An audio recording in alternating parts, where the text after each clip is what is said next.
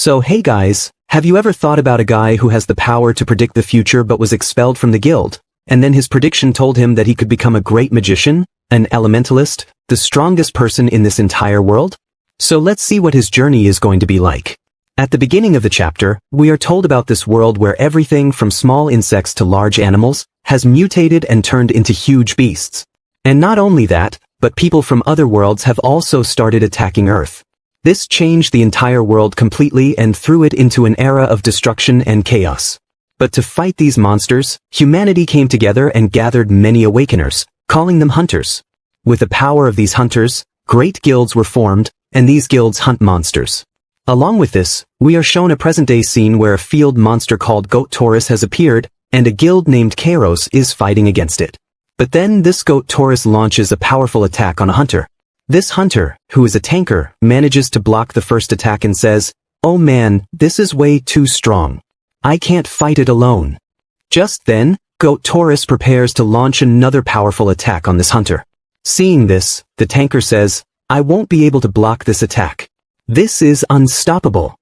And as the monster attacks the hunter, our hero, who is a supporter named Yu-Jihan, immediately blocks the attack with his sword and shouts, "Attack now!" At the same time, we are introduced to Lim Xian, the magician of this team. She immediately shouts, "I won't let you go today." Lightning Berserker attack. Saying this, Lim Xian unleashes a massive lightning attack on the monster. The lightning strike hits the Goat Taurus directly, causing a huge explosion. But then, Lim Xian mockingly says, "How was that, goat? Enjoyed it?" However, despite this powerful attack, the Goat Taurus does not have a single scratch on it. Seeing this, Lim Xian is shocked and says, "I attacked with my most powerful magic, yet it didn't even get a scratch? What kind of monster is this?" Just then, the Goat Taurus lunges at Lim Xian to attack her, but at that moment, our hero Yu-Jihan rushes in and pushes her out of the way. Lim Xian, now safe, looks at him and says, "Thank you so much, Yu-Jihan." Meanwhile, our hero thinks to himself, "I managed to dodge the attack and even gave a hunter the time to strike." Then, we are introduced to the main dealer, Min, who unleashes a powerful attack on the Taurus. Her attack is a slash strike that cuts through the monster's entire body, including its legs, forcing it to collapse to the ground. Seeing this, Min shouts, "Look up!" At that moment, we see the leader of the party, the main hunter, who suddenly descends from above and delivers a fiery sword attack on the massive Taurus, slicing it into two pieces. This attack is so powerful that it causes a massive explosion. Then, we are introduced to this hunter, named Kim Hyun-tae, who says, "Finally, we have completed this raid. The boss monster is dead." Our hero, looking at Kim Hyun-tae, thinks, he is a hunter who has never lost a battle. Whenever he participates in a raid, it always succeeds. The Kairos Guild is a truly special guild, and I am also a part of it. He smiles, feeling proud of being a core member of such a great guild. Later, we see a scene where Kim Hyun-tae is sitting among the corpses and says to our hero, "Yu-Jihan, you are being expelled from this guild. I have transferred your payment to your bank account. So leave now. Your path is clear." Hearing this, our hero is shocked and says, "How can you do this?" As he leaves, he checks his bank account, where the payment for all his contributions has been deposited. However, he is deeply saddened and says, "I spent 7 whole years, working in this guild like a dog. And for all that effort, how much do I get? Just 1 million won? Is that all my worth to this guild? I can't believe it." Then he recalls the opinions of the other guild members. The tanker said, "What have you ever done? You have no real power, so all you do is stand around and take hits." The mage said, "Even if we hire a newbie and train him for a few days, he will perform just like you. We don't need you anymore." The main hunter said, "Yu-Jihan, you're really weak. So just leave. We don't need you." And finally, the party leader said, "We don't need you anymore. You're too weak, so we are kicking you out." Thinking about all this, our hero is heartbroken and wonders, why did the Kairos Guild do this to me? I gave my 100% to them, used my abilities for them, yet they still threw me out. How could they? But then he motivates himself and says, "I won't give up because of the Kairos Guild. I will create my own guild." At this moment, we learn about our hero's special power, prediction. His ability is not about hunting monsters but predicting the future. He can calculate the probability of success in any action he takes. After leaving the Kairos Guild, our hero starts searching online for guilds where he could join and have a great future. Suddenly, he comes across a guild named Fun. At that moment, his system window appears and tells him, if you join this Fun guild, it will grow into a massive guild, and your reputation and power will also increase significantly. The probability of its success is 99%. Seeing this, our hero says, Fun guild? Can this really be true? If my prediction ability says so, then I can truly become the greatest hunter in this world and leave the Kairos Guild far behind. I must join this guild. The scene shifts, and we are shown a basement where the Fun Guild's guildmaster is sitting, eating chips, and browsing on her computer. She suddenly says, damn it. The power had to go out now of all times. I had just poured hot water into my soup noodles to eat while enjoying a movie, and now the electricity has betrayed me. Just then, the basement door opens and seeing this, the guildmaster says, who is behind me? At that moment, our hero says, my name is Yu Jihan, and I have come here. I have come to join your guild. I want to become a member of the very Fun Guild. Hearing this, the guildmaster says, you want to become a member of the very Fun Guild? But just then what happens? Our hero suddenly faints right there. Seeing this, the guildmaster of the very Fun Guild is extremely surprised and says, hey boy, wake up. What happened to you? Why aren't you waking up? Shortly after, a scene is shown where our hero has regained consciousness. The guildmaster of the very Fun Guild then asks, are you okay now? You have been unconscious here for an hour. Are you alright? Did something happen to you? Our hero gets up, and it is revealed that the guildmaster is an elf named Kim Siho. She asks, are you okay? You were unconscious for an hour. Is your name Yu Jihan? To this, our hero asks, how do you know my name? Kim Siho then shows him his Kairos Guild ID and says, you belong to the Kairos Guild, right? Why would a member of such a large guild be here at my very Fun Guild, which is so small? Hearing this, our hero becomes very sad and then says, wait, let me explain everything to you. A little while later, a scene shows that our hero has explained everything. Kim Siho then says, oh, so I understand now. The Kairos Guild expelled you. But since you were a member of the Kairos Guild, you can join many big guilds if you want. So why have you come to join our very Fun Guild? Hearing this, our hero starts thinking, if I tell her about my ability, that I can predict the future, calculate the percentage of what will happen, will she believe in my ability? But at that moment, our hero gives no response. Kim Siho then says, are you unable to tell me why you want to join my guild? Alright, no problem. Let me introduce myself. My name is Kim Siho, and I am a half-elf. I am half-human and half-elf. Hearing this, our hero is extremely surprised and says, what? You are a half-elf? Then our hero explains about elves, saying, elves are aliens who invaded our world. They are responsible for killing humans, and many other races do the same. But elves are particularly dangerous. Kim Siho then asks, I am a half-elf. Do you have a problem with that? Elves kill humans and take their lives. So tell me, do you still want to join a guild whose guild master is a half-elf? Hearing this, our hero looks at her and then says, I don't think elves are that dangerous. Elves are just like humans. If I look closely, I see that not all elves are bad. There are also many bad humans among humans themselves. Don't judge a book by its cover. I have no problem with elf kind. Hearing this, the elf starts blushing a lot because she begins to feel something romantic. She then says, all right, I have heard your opinion. Now let's fill out the contract. I will contact you later to confirm whether you will join the guild or not. But just then, something unexpected happens. The elf's staff starts emitting an extremely violent colored energy. Seeing this, Kim Siho exclaims, huh? What is happening? How is the element named Sylphie suddenly activating? It has been dormant for 12 years. And today, of all days, it decides to wake up. Suddenly, the light from the staff moves toward our hero and enters him. Seeing this, Kim Siho cries out, no. What is happening? Stop. Don't go into him. But then, a miracle occurs. A massive burst of light shoots into the sky. At that moment, the power of an elementalist possesses our hero. Seeing this, Kim Siho cannot believe what has happened before her eyes. She says, I cannot believe this. Yu Jihan has been chosen by the elemental Sylphie. He has become an elementalist. The author then explains to us that in this world, many hunters exist who hunt monsters. But the rarest hunters of all are elementalists. There are only 5 or 6 elementalists in the entire world.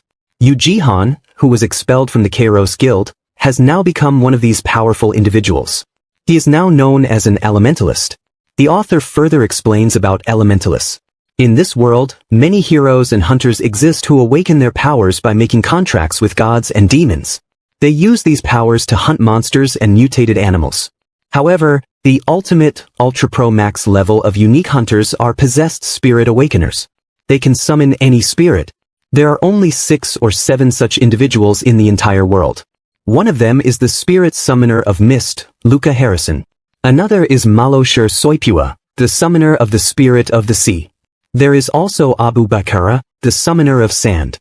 Many such individuals exist, each possessing power equivalent to an entire guild. They are known as elementalists. They are extremely strong and rare. And now, a new rare being has been born before us, Yu Jihan, a summoner of the wind spirit. He possesses the power of the wind. Shortly after, another scene is shown. Kim Si-hoo has explained everything to our hero. She says, "You have signed a contract with a spirit." Our hero then asks, "Are you saying that I have made a contract with the spirit of wind?" Kim Si-hoo replies, "Yes. The wind spirit you have contracted with is my deceased mother. Her name is Sylphie, and it is with her that you have made a contract." Hearing this, Yu Jihan is utterly shocked. He says, "Forgive me. If this is the soul of your mother, I will return it immediately. Take it back." But Kim Si-hoo says, "It is too late now. You can never return it. Once a spirit chooses a person, it remains bound to them for life. The only way to separate them is if the possessor dies. Only then can the spirit return." Hearing this, our hero asks, "Then tell me, what should I do now?" Kim Si-hoo replies, "You are asking me what you should do? Are you planning to run away? You cannot escape now. You have already passed the test. You are now worthy of joining this guild. So tell me, are you planning to leave and join another guild?" Our hero says, "No.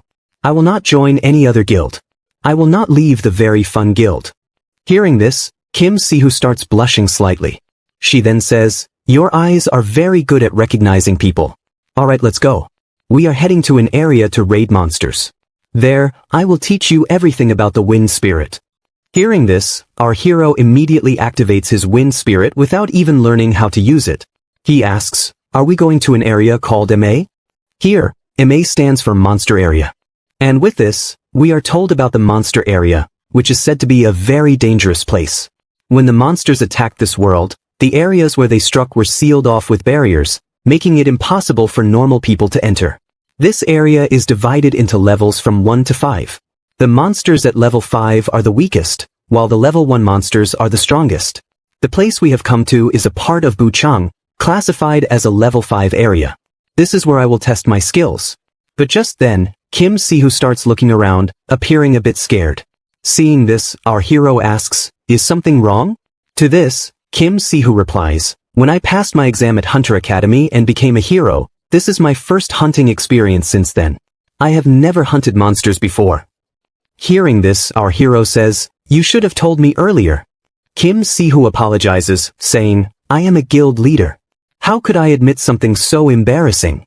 Our hero sighs and says, alright, just follow me. I'll show you the way." And with that, both of them enter the monster area. Then, our hero asks, "Can you tell me what kind of monster exists in this area?" Kim Si-hoo responds, "The monster here is called Cock Asura." Hearing this, our hero laughs and says, "Rooster Asura? What kind of name is that?" Kim Si-hoo explains, "A few days ago, this place used to be a peaceful area. But then, a truck driver transporting many chicks met with an accident here. The mana in this area transferred into the chicks, creating the Cock Asura monsters. Now, they exist in countless numbers." Hearing this, our hero thinks, "Wow, this is an incredible place. A perfect location to hone my hunting skills. I can butcher these Cock Asuras without any restrictions. From now on, this place is a battlefield where blood can be spilled at any moment. I must be cautious. Our party consists of just the two of us, me and the guild leader, so I will have to act as both the attacker and the tank." Just then, Kim Si-hoo senses something and immediately says, "Jihan, stay alert. I feel a monster nearby." Soon, they see a level 5 Cock Asura devouring a human. It looks terrifying, making our hero a bit nervous. But then he yells, "Si-hoo, back me up." The cock Asura lunges at our hero, but he swiftly counters with a powerful strike to its leg using his sword. Kim Sihu, attack now, he shouts. Kim Sihu begins chanting spells, reciting multiple incantations before summoning wind arrows. A barrage of arrows flies toward the cock Asura, causing a massive explosion that instantly eliminates the monster. Seeing this, our hero exclaims, "Wow! You are really skilled at using your abilities." Kim Sihu smirks and says, "Did you know? I was the top student at my academy. I've never lost a battle."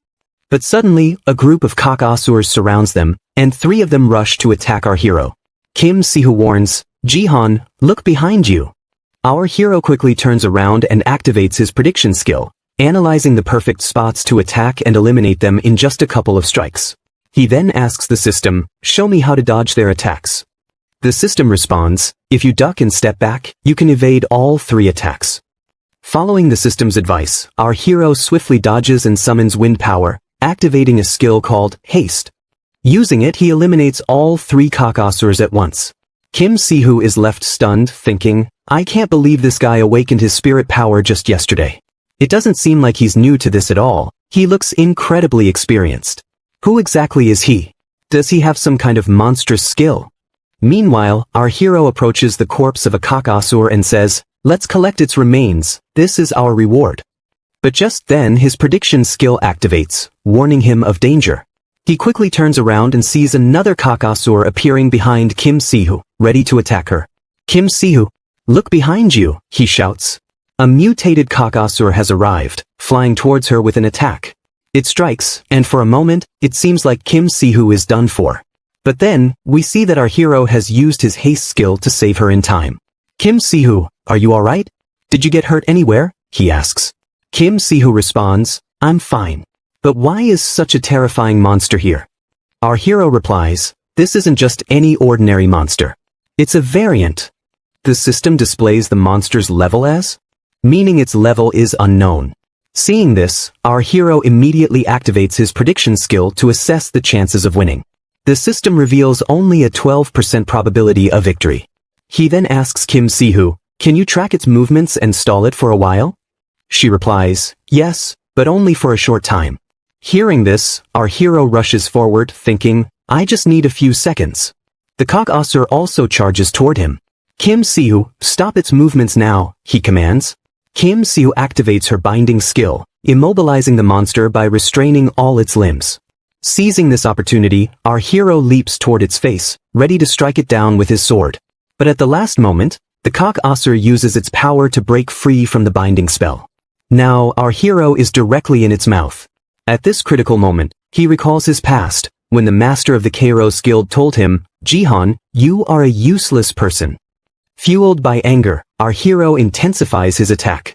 Instead of backing off, he charges straight into the cock Asura's mouth and uses his wind cutter skill to shred it from the inside. Meanwhile, another hunter observes the battle, watching our hero's combat style and wind power. "Incredible! I can't believe there's another spirit summoner in Korea besides me," he says. This hunter had come to eliminate the cock Asura variant, but before he could, our hero had already taken it down. The scene shifts, and we see another area where there is massive destruction everywhere. Just then, from beneath the earth, enormous worms emerge, mutated versions of earthworms. These creatures start attacking the members of the Kairos Guild. At that moment, the tanker of the Kairos Guild immediately uses his taunt skill. As soon as he activates the skill, all the earthworms turn their attention toward him and begin attacking him. The tanker defends against their attacks while shouting at him, "Cyan, I'm Cyan, attack them quickly. What are you waiting for?" Just then, Cyan is shown saying, "I'm here." She immediately uses her lightning chain skill, a lightning-based attack, and strikes all the monsters. Instantly, all the monsters are wiped out. After eliminating the monsters, Cyan says, "You're asking me to use my skill to kill these mere bugs? Ugh, these aren't even worth my skills." To this, the tanker responds, "Because of you, I barely survived. Do you even realize that?" Cyan replies, "Enough, let's get out of here now. We've already cleared all the monsters." But then, the tanker suddenly exclaims, "Cyan, look behind you." At that moment, another monster appears, preparing to attack them from behind. Cyan steps forward and turns around, saying, "One is still alive? How is that possible? She yells, Yu Jihan, protect me quickly. She instinctively calls out our hero's name, still missing him. But then she remembers that our hero had left the guild. The Karis guild members had expelled him. At that moment, the monster's neck is sliced in half by a sword slash. The one who performs the slash is none other than Kim Hyun-tae, the master of the guild. Everyone is completely exhausted. Size, these monsters were too strong. I never thought I'd get this exhausted. The tanker responds, yeah, there were too many mutated monsters. I can't believe how powerful they were. Just then Kim Hyun-tae appears and says, these weren't mutant monsters, they were just normal ones. And yet, you all struggled so much against them. Why is that happening? The tanker begins to answer, Kim Hyun-tae, it's because, but suddenly stops as he notices Mina approaching. She is completely soaked in blood. Mina says, Zone 2 has been cleared. Seeing her in such a state, Kim Hyun-tae scolds her, Mina, I told you not to attack monsters recklessly. There's no one here to take care of you now. Yu Jihan is gone. Mina replies, I know. Kim Hyun-tae then asks, is all this happening because of Yu Jihan? Are you all missing him? How is that possible? That powerless guy had no abilities. Whether he stays or leaves, it makes no difference to this team. You are all strong, so stop missing him. The scene shifts, and we see our hero, who has activated his wind power. Suhu, watching him, thinks, who is he? He used spirit power to defeat this mutated monster? I can't believe it. Is he some kind of demon? At that moment, a man arrives and says, wow, these two defeated the mutated variant all by themselves. What luck. Now I don't have to do any work. I'll just take the monster's core power and all the materials for myself. Just then our hero begins to collapse. Suhu runs toward him and calls out, Yu Jihan, are you okay? Our hero weakly replies, Kim Suho, hurry up and loot that rare monster. Whenever a variant monster is defeated, it drops extremely rare materials. Go and collect them quickly. Suhu is shocked by his words and scolds him, you're seriously injured and all you care about is the monster's core? But as she looks around, she sees the scattered remains of the monster. Our hero realizes, oh no, even if we both work together, we won't be able to collect all the loot. At that moment, a man approaches and says, you can take my help. I'll assist you. Hello, heroes, my name is Janjin Sim, and I belong to a monster disposal company.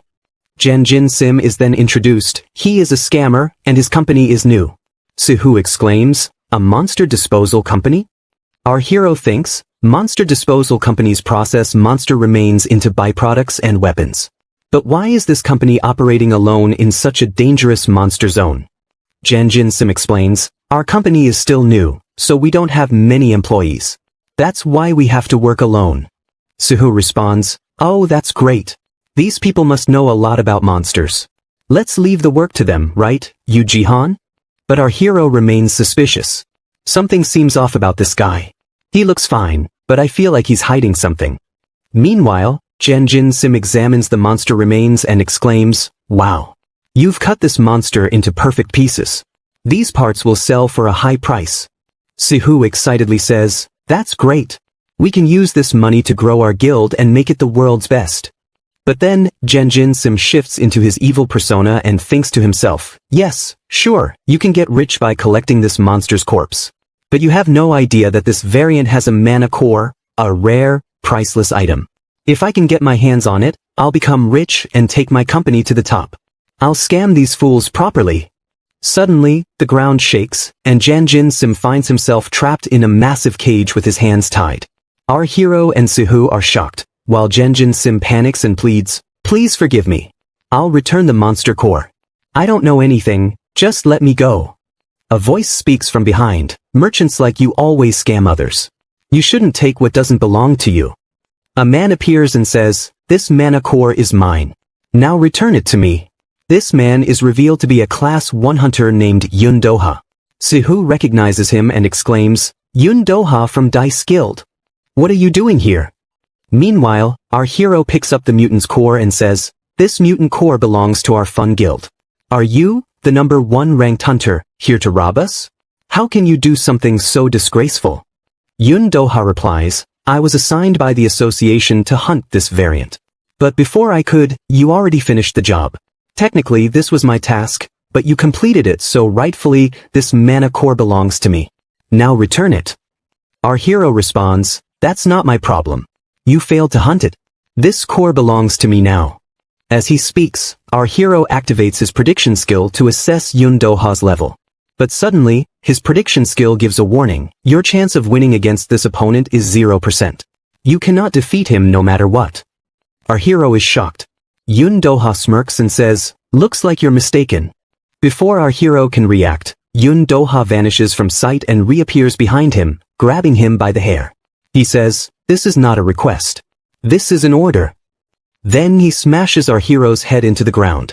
He smirks, lovely spirit summoner, you're just a child before me. Now be a good boy and return the mana core. Seeing our hero in such a pathetic state, Jin Sim thinks, why did I have to cross paths with him? He's terrifying. He's the guild master of one of Korea's top 5 guilds, the Dice Guild. He's the world's only earth elementalist, the transcended being, the earth dragon, Yun Doha. Meanwhile, Siho furiously shouts, get away from Jihan, or I'll blast you with my power. On this, Yun Doha says, it would be better if you don't even try to move, and don't even think about firing. If you use even a little bit of magic, I will end this Jihan right here. And as Yun Doha says this, he applies his powerful pressure on Siho, making her sit right there and think, oh man, this guy is putting so much pressure on me. Just his gaze alone is scaring me. But guys, at that moment, our hero is lying on the ground and says, do you want to kill me? I am not going to die, rather, you will die. And with that, our hero activates his wind blast, which causes a powerful explosion on Yun Doha, sending him flying and crashing into a rock. As he crashes, he gets extremely confused, thinking, how does our hero have so much power? He is a newbie, after all. And I slammed him into the ground, so he should have been unconscious. How is he still fully conscious? As he thinks about it, he realizes that when he slammed our hero Jihan into the ground, Jihan had activated a mana wind and immediately formed a sphere, hitting his own face with it. This cancelled out the pressure of being slammed into the ground due to the wind effect. Not only that, but he also hid his elemental power, which allowed him to counterattack me. Wow, this guy is truly amazing. He completely surprised me. His attacks are seriously powerful. Meanwhile, our hero is using his future prediction skill to check if he still has a chance of winning.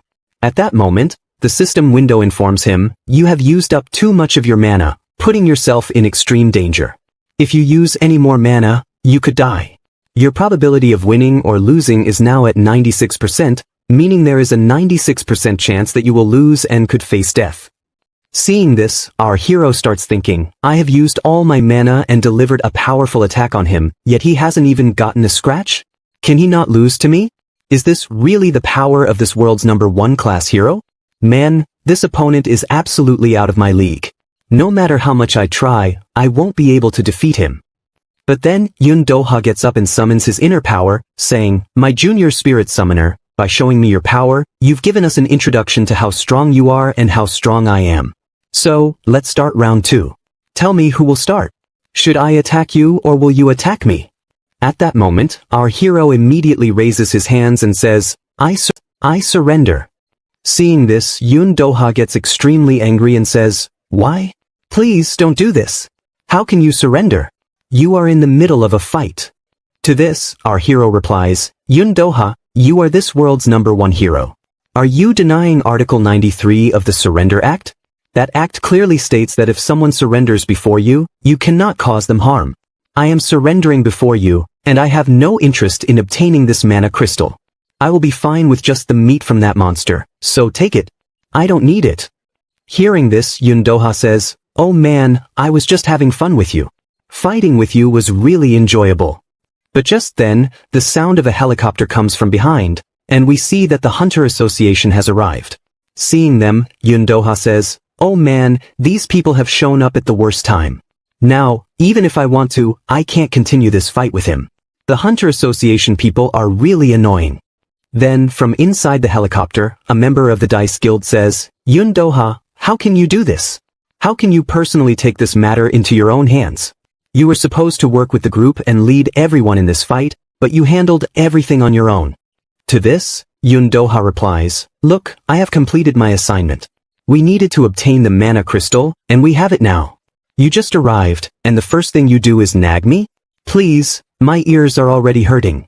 Then, Yun Doha looks at our hero and says, we'll decide the winner of our fight later. By the way, tell me, what's your name? To this, our hero replies, my name is Yu Jihan, and I belong to the Fun Guild. Hearing this, Yun Doha laughs and says, Fun Guild? You are truly funny. Alright, let me do you a favor. Go and participate in the Rank 4 promotion competition. Hearing this, our hero asks, why? Why should we participate in that? Yun Doha replies, I will recommend you. Go there, take the test, and upgrade your guild rank. Move it up to Rank 3, Rank 2, as high as you can. Our hero then asks, why are you doing this? To this, Yun Doha replies, just because I feel like it. There's no reason behind it. Then, Yun Doha gets into the helicopter and tells his secretary, you heard me, right? Quickly put this very fun guild into my recommendation letter so they can take the promotion test. To this, the secretary says, do you even realize that the test is just 2 days away? And now, 2 days before, you're telling me to send a recommendation letter for this very fun guild to the Hunter Association? Do you even know that this very fun guild isn't even a registered guild yet? It's just a name, not an official guild. But at that moment, the secretary notices Yun Doha's hand, which has an injury. Seeing this, she is extremely shocked and thinks, Sir Yun Doha got injured? How is that possible? He has never been injured before. Meanwhile, Yun Doha smiles and says, wow, that was fun. That fight, that boy's fighting style, and his intelligence were truly amazing. The scene shifts, and we see the very fun guild, where Janjin Sim is kneeling and saying, forgive me, I was wrong. To this, our hero says, enough of your apologies. Get ready to get beaten up by me. Janjin Sim then pleads, please, listen to me before hitting me. I overheard your conversation. You guys are going to participate in a competition in 2 days where your guild will get promoted, right? And for that, you will need weapons, and you will need to upgrade your gears with new equipment. Am I right? Our hero responds, why would we need that? Janjin Sim says, I work in a workshop myself, and looking at your weapons I can tell that they are completely worn out. Your other equipment is also in terrible condition. If you go into that test with these, your weapons won't last even a little while, they'll break to pieces. But I know a good place where you guys can go and get the best quality equipment and swords. I will cover all the costs and take you there. Please trust me. After I help you, you can decide whether to beat me up or let me go. Guys, whenever someone says, trust me, remember, that person will be the first one to betray you. Just then, our hero and Kim Si-hoo immediately get ready after hearing this and say, let's go there. The scene shifts, and we are shown the corner of a road where a shop is opened, and Janjin Sim is seen entering inside. We are also shown a workshop, but there is no one inside. Seeing this, our hero says, there's no one inside. To this, Kim Si-hoo responds, Janjin Sim, brother, if you're trying to trick me again this time, I won't spare you. Janjin Sim replies, I'm not trying to deceive you. This is really a workshop. Just then, a man appears and says, who are you people, and what are you doing here? Let me tell you, today this shop is closed, so leave from here. At that moment, our hero notices that this man is a dwarf. Dwarves are known to be highly skilled in blacksmithing. Our hero starts explaining that dwarves also came to this world from another world, but instead of attacking, they started making many weapons. Every hero wants to meet these dwarves because if they do, they can obtain S-rank weapons that no one else can create. Seeing this, Kim Si-hoo says, wow, this is the first time in my life I am seeing a dwarf. I must admit, Janjin Sim, you really did a great job this time. But at that moment, they realize that Janjin Sim has already run away. Seeing this, Kim Si-hoo says, hey, where did Janjin Sim go? Just then, the dwarf starts laughing and says, I'm not a dwarf. I'm a human. I'm from Korea, and I am a pure human, not a dwarf. Hearing this, our hero is completely shocked and says, how can a human look like this? Kim Si-hoo also says, no, you can't be a human. You look exactly like a dwarf. Our hero insists, no, you are a dwarf. Show us your ID. The dwarf-like man then says, that guy tricked you. Look at my ID. Both of them look at his ID and find that he is indeed a human, and he looks extremely handsome. He is only 29 years old. Seeing this, our hero starts suspecting, could he be an identity thief? Did he steal someone's identity? Let's call the police immediately. Kim Si-hoo, understanding the whole situation, says, Janjin Sim, I won't spare him. He tricked us again and made us meet the wrong person. Meanwhile, our hero says, quick, call the police. Dial 911 right now. We need to report this immediately. Just then, the dwarf-like human notices our hero's sword and says, wow. Your sword is very unique. Give it to me. Our hero hands over his sword, and the man examines the scratches on it and the energy within it. He exclaims, wow. The energy in this sword and these scratches. It looks like it's been affected by wind elements. Are you a wind elementalist? Hearing this, our hero asks, how do you know? The man responds, a skilled first-class blacksmith can tell what profession a hunter has just by looking at their weapon and its scratches. Your sword has fought well, but it's now useless. It can't handle your wind elemental power anymore, which is why it broke. Wait a minute, I have a perfect sword for your elemental powers. He quickly retrieves a sword and says, look at this. This sword will enhance your elemental power even more. This sword is called Namhoyol sword. It will suit you perfectly. Interestingly, this blacksmith's name is also Namhoyol. Hearing this, Kim Seo laughs and says, you named the sword after yourself? How cringy. The scene shifts, and we are shown an academy where our hero has to take a test. 2 days have passed, and he has arrived at the test location. As he opens the door and steps inside, he sees a huge crowd. Seeing this, Kim Seo comments, there are so many people here. Looking at the crowd, our hero thinks, yeah, the rank 4 test really does attract a crowd. When I came here with the Karis Guild, it was just as crowded. This brings back memories. Meanwhile, the people around start talking about our hero. Hey, isn't that the guy who was kicked out of the Karis Guild? Imagine if I were a hunter, I'd be so ashamed that I wouldn't even show my face, let alone try to become a hero again. But look at him, he's back here to take the rank 4 test again. I must say, he is truly shameless. Hearing this, Kim Seo gets angry and says, are they talking about you? Give me one chance and I'll shut them all up. Our hero calmly says, no, there's no need for that. You'll always find people like this everywhere. However, hearing all these comments, our hero thinks to himself, at least one thing hasn't been revealed, that I fought Yun Doha and that I am an elementalist. Let's keep this a secret for as long as possible. Just then, a loud voice echoes through the hall. Everyone quiet down. Why are you all chattering so much? This is the rank 4 test area, and you people are acting like it's something special. It's not special. You are not special. You are just a bunch of fools who have gathered here like insects to take the test. You idiots think you are great, but you are nothing but bugs. Am I right, bugs? Tell me, am I right? With that, we are introduced to Bang Young-sik, the manager and minister of the rank 4 test. He is the one who will conduct the test and the person everyone must fight. Seeing him, our hero thinks, Yun Doha, did you really recommend me for this test? This is impossible. There's no way I can win against him. Our hero thinks this because his future prediction tells him that his chance of winning is only 1%. The scene shifts, and we are shown Yun Doha's guild, where his secretary says, sir, you asked me to recommend that you Jihan's guild for the rank 4 test. I've done it.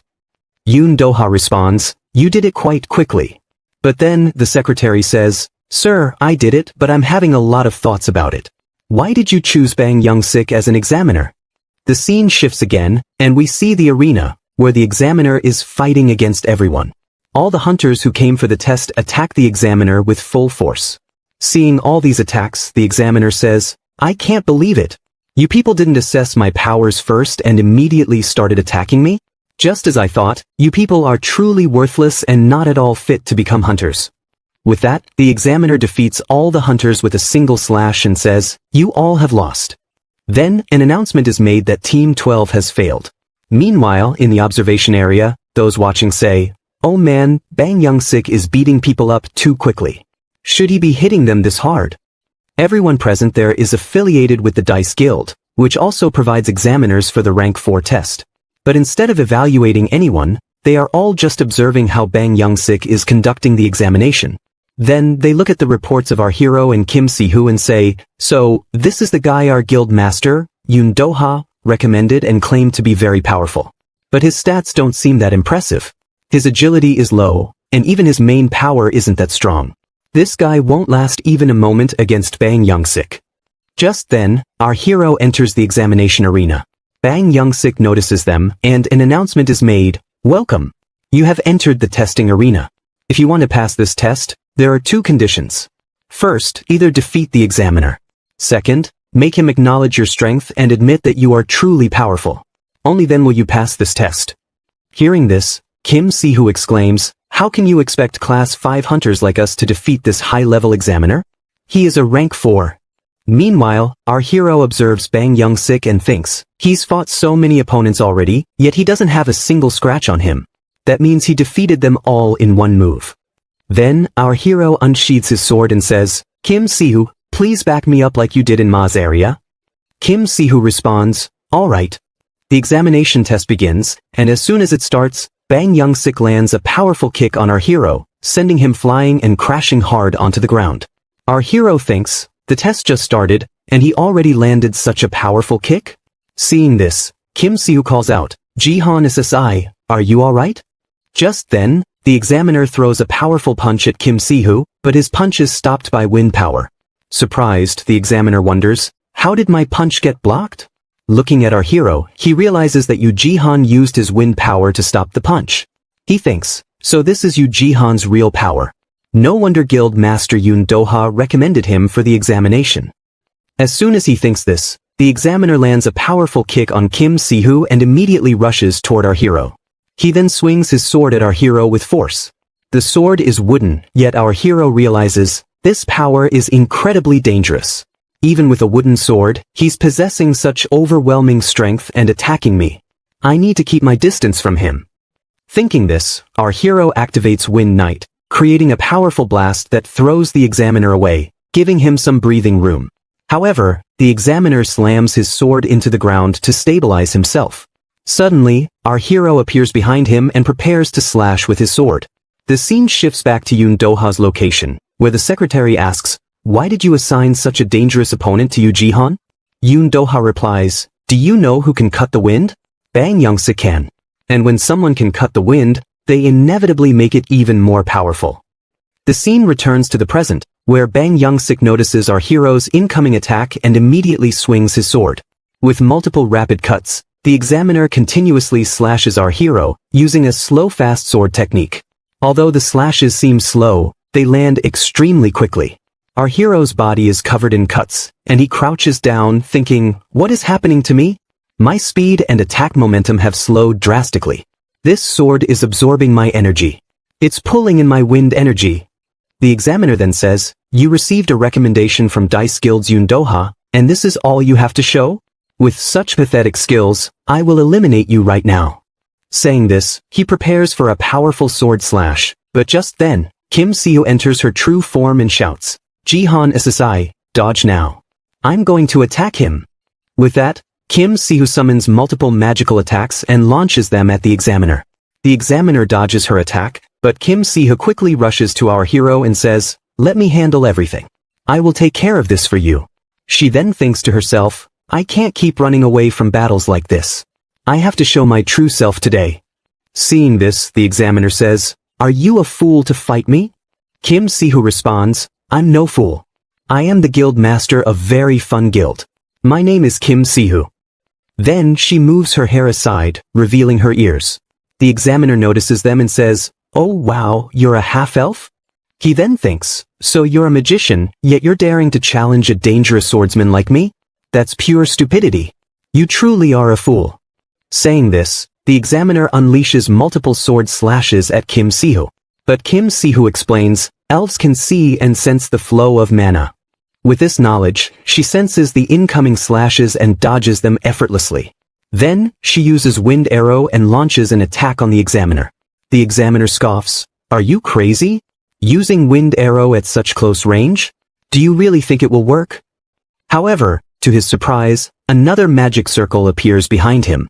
Seeing this, he says, "Do you think activating one more magic circle will help you defeat me? That won't happen." He deflects the magical arrow, but suddenly even more magic arrows appear in front of him. He becomes confused and thinks, how is this possible? How can a class 5 hero summon so many magical arrows? There are 5? No, 6. But then Kim Si-hoo smirks and says, "Not 6, but 7. The 7th magical attack suddenly binds the examiner's feet, while the 6 magic arrows strike him directly. The examiner exclaims, "Looks like my time is up." A powerful blast erupts, and Kim Si-ho wonders, did I defeat the examiner? However, the examiner suddenly appears behind her and says, I acknowledge you. Your attack was perfect. You first trapped me in your web, then used multiple magical arrows to defeat me. But do you know what your mistake was? Your attacks were far too slow. And just then, we are shown the examiner who has already placed his sword on Kim Si-ho's neck. Seeing this, Kim Si-ho is completely shocked and starts thinking, how did he dodge my 7 magical arrows? How is this possible? Meanwhile, Bang Yuk-sik asks our hero, Yu Ji-han, when are you going to attack me? To this, our hero replies, Bang Yuk-sik, your arrogance will be your downfall today. Saying this, he starts thinking, the sword wasn't absorbing my mana. Instead, it was wasting my mana. But what if I compress my mana into this sword, continuously infusing it into the blade and then unleash my full attack power? Just then, our hero attacks the examiner with his wind blade, and the attack is extremely powerful. The scene shifts, and we see the owner of a large company. His secretary enters and says, Sir, I have brought today's report. This is the report of Kim Hyuntai's team, detailing which monsters they have defeated today. The owner asks, tell me, how is Kong Woo adjusting to the new team? After removing our hero, Yu Ji-han, from the team, this owner had placed a guy named Kong Woo in it. The secretary asks, who is this Kong Woo, sir? Then we are shown that this person is the guild master of Kairos Guild, and he had removed our hero, Yu Ji-han, to place Kong Woo in the team. Hearing this, the secretary says, Sir, Kong Woo's performance is not that great. He still hasn't established himself in fighting. The guild master responds, Kim Hyuntai must somehow stabilize Kong Woo in his team because he is much better than Yu Ji-han. He can do many things that Yu Ji-han couldn't. But just then, the secretary says, Sir, I also have news about Yu Ji-han. That guy has applied for the Class 4 test. Hearing this, the guild master is a bit surprised. Then he says, that pathetic kid? He can't even get a recommendation letter, and he's taking the Class 4 test? He won't pass.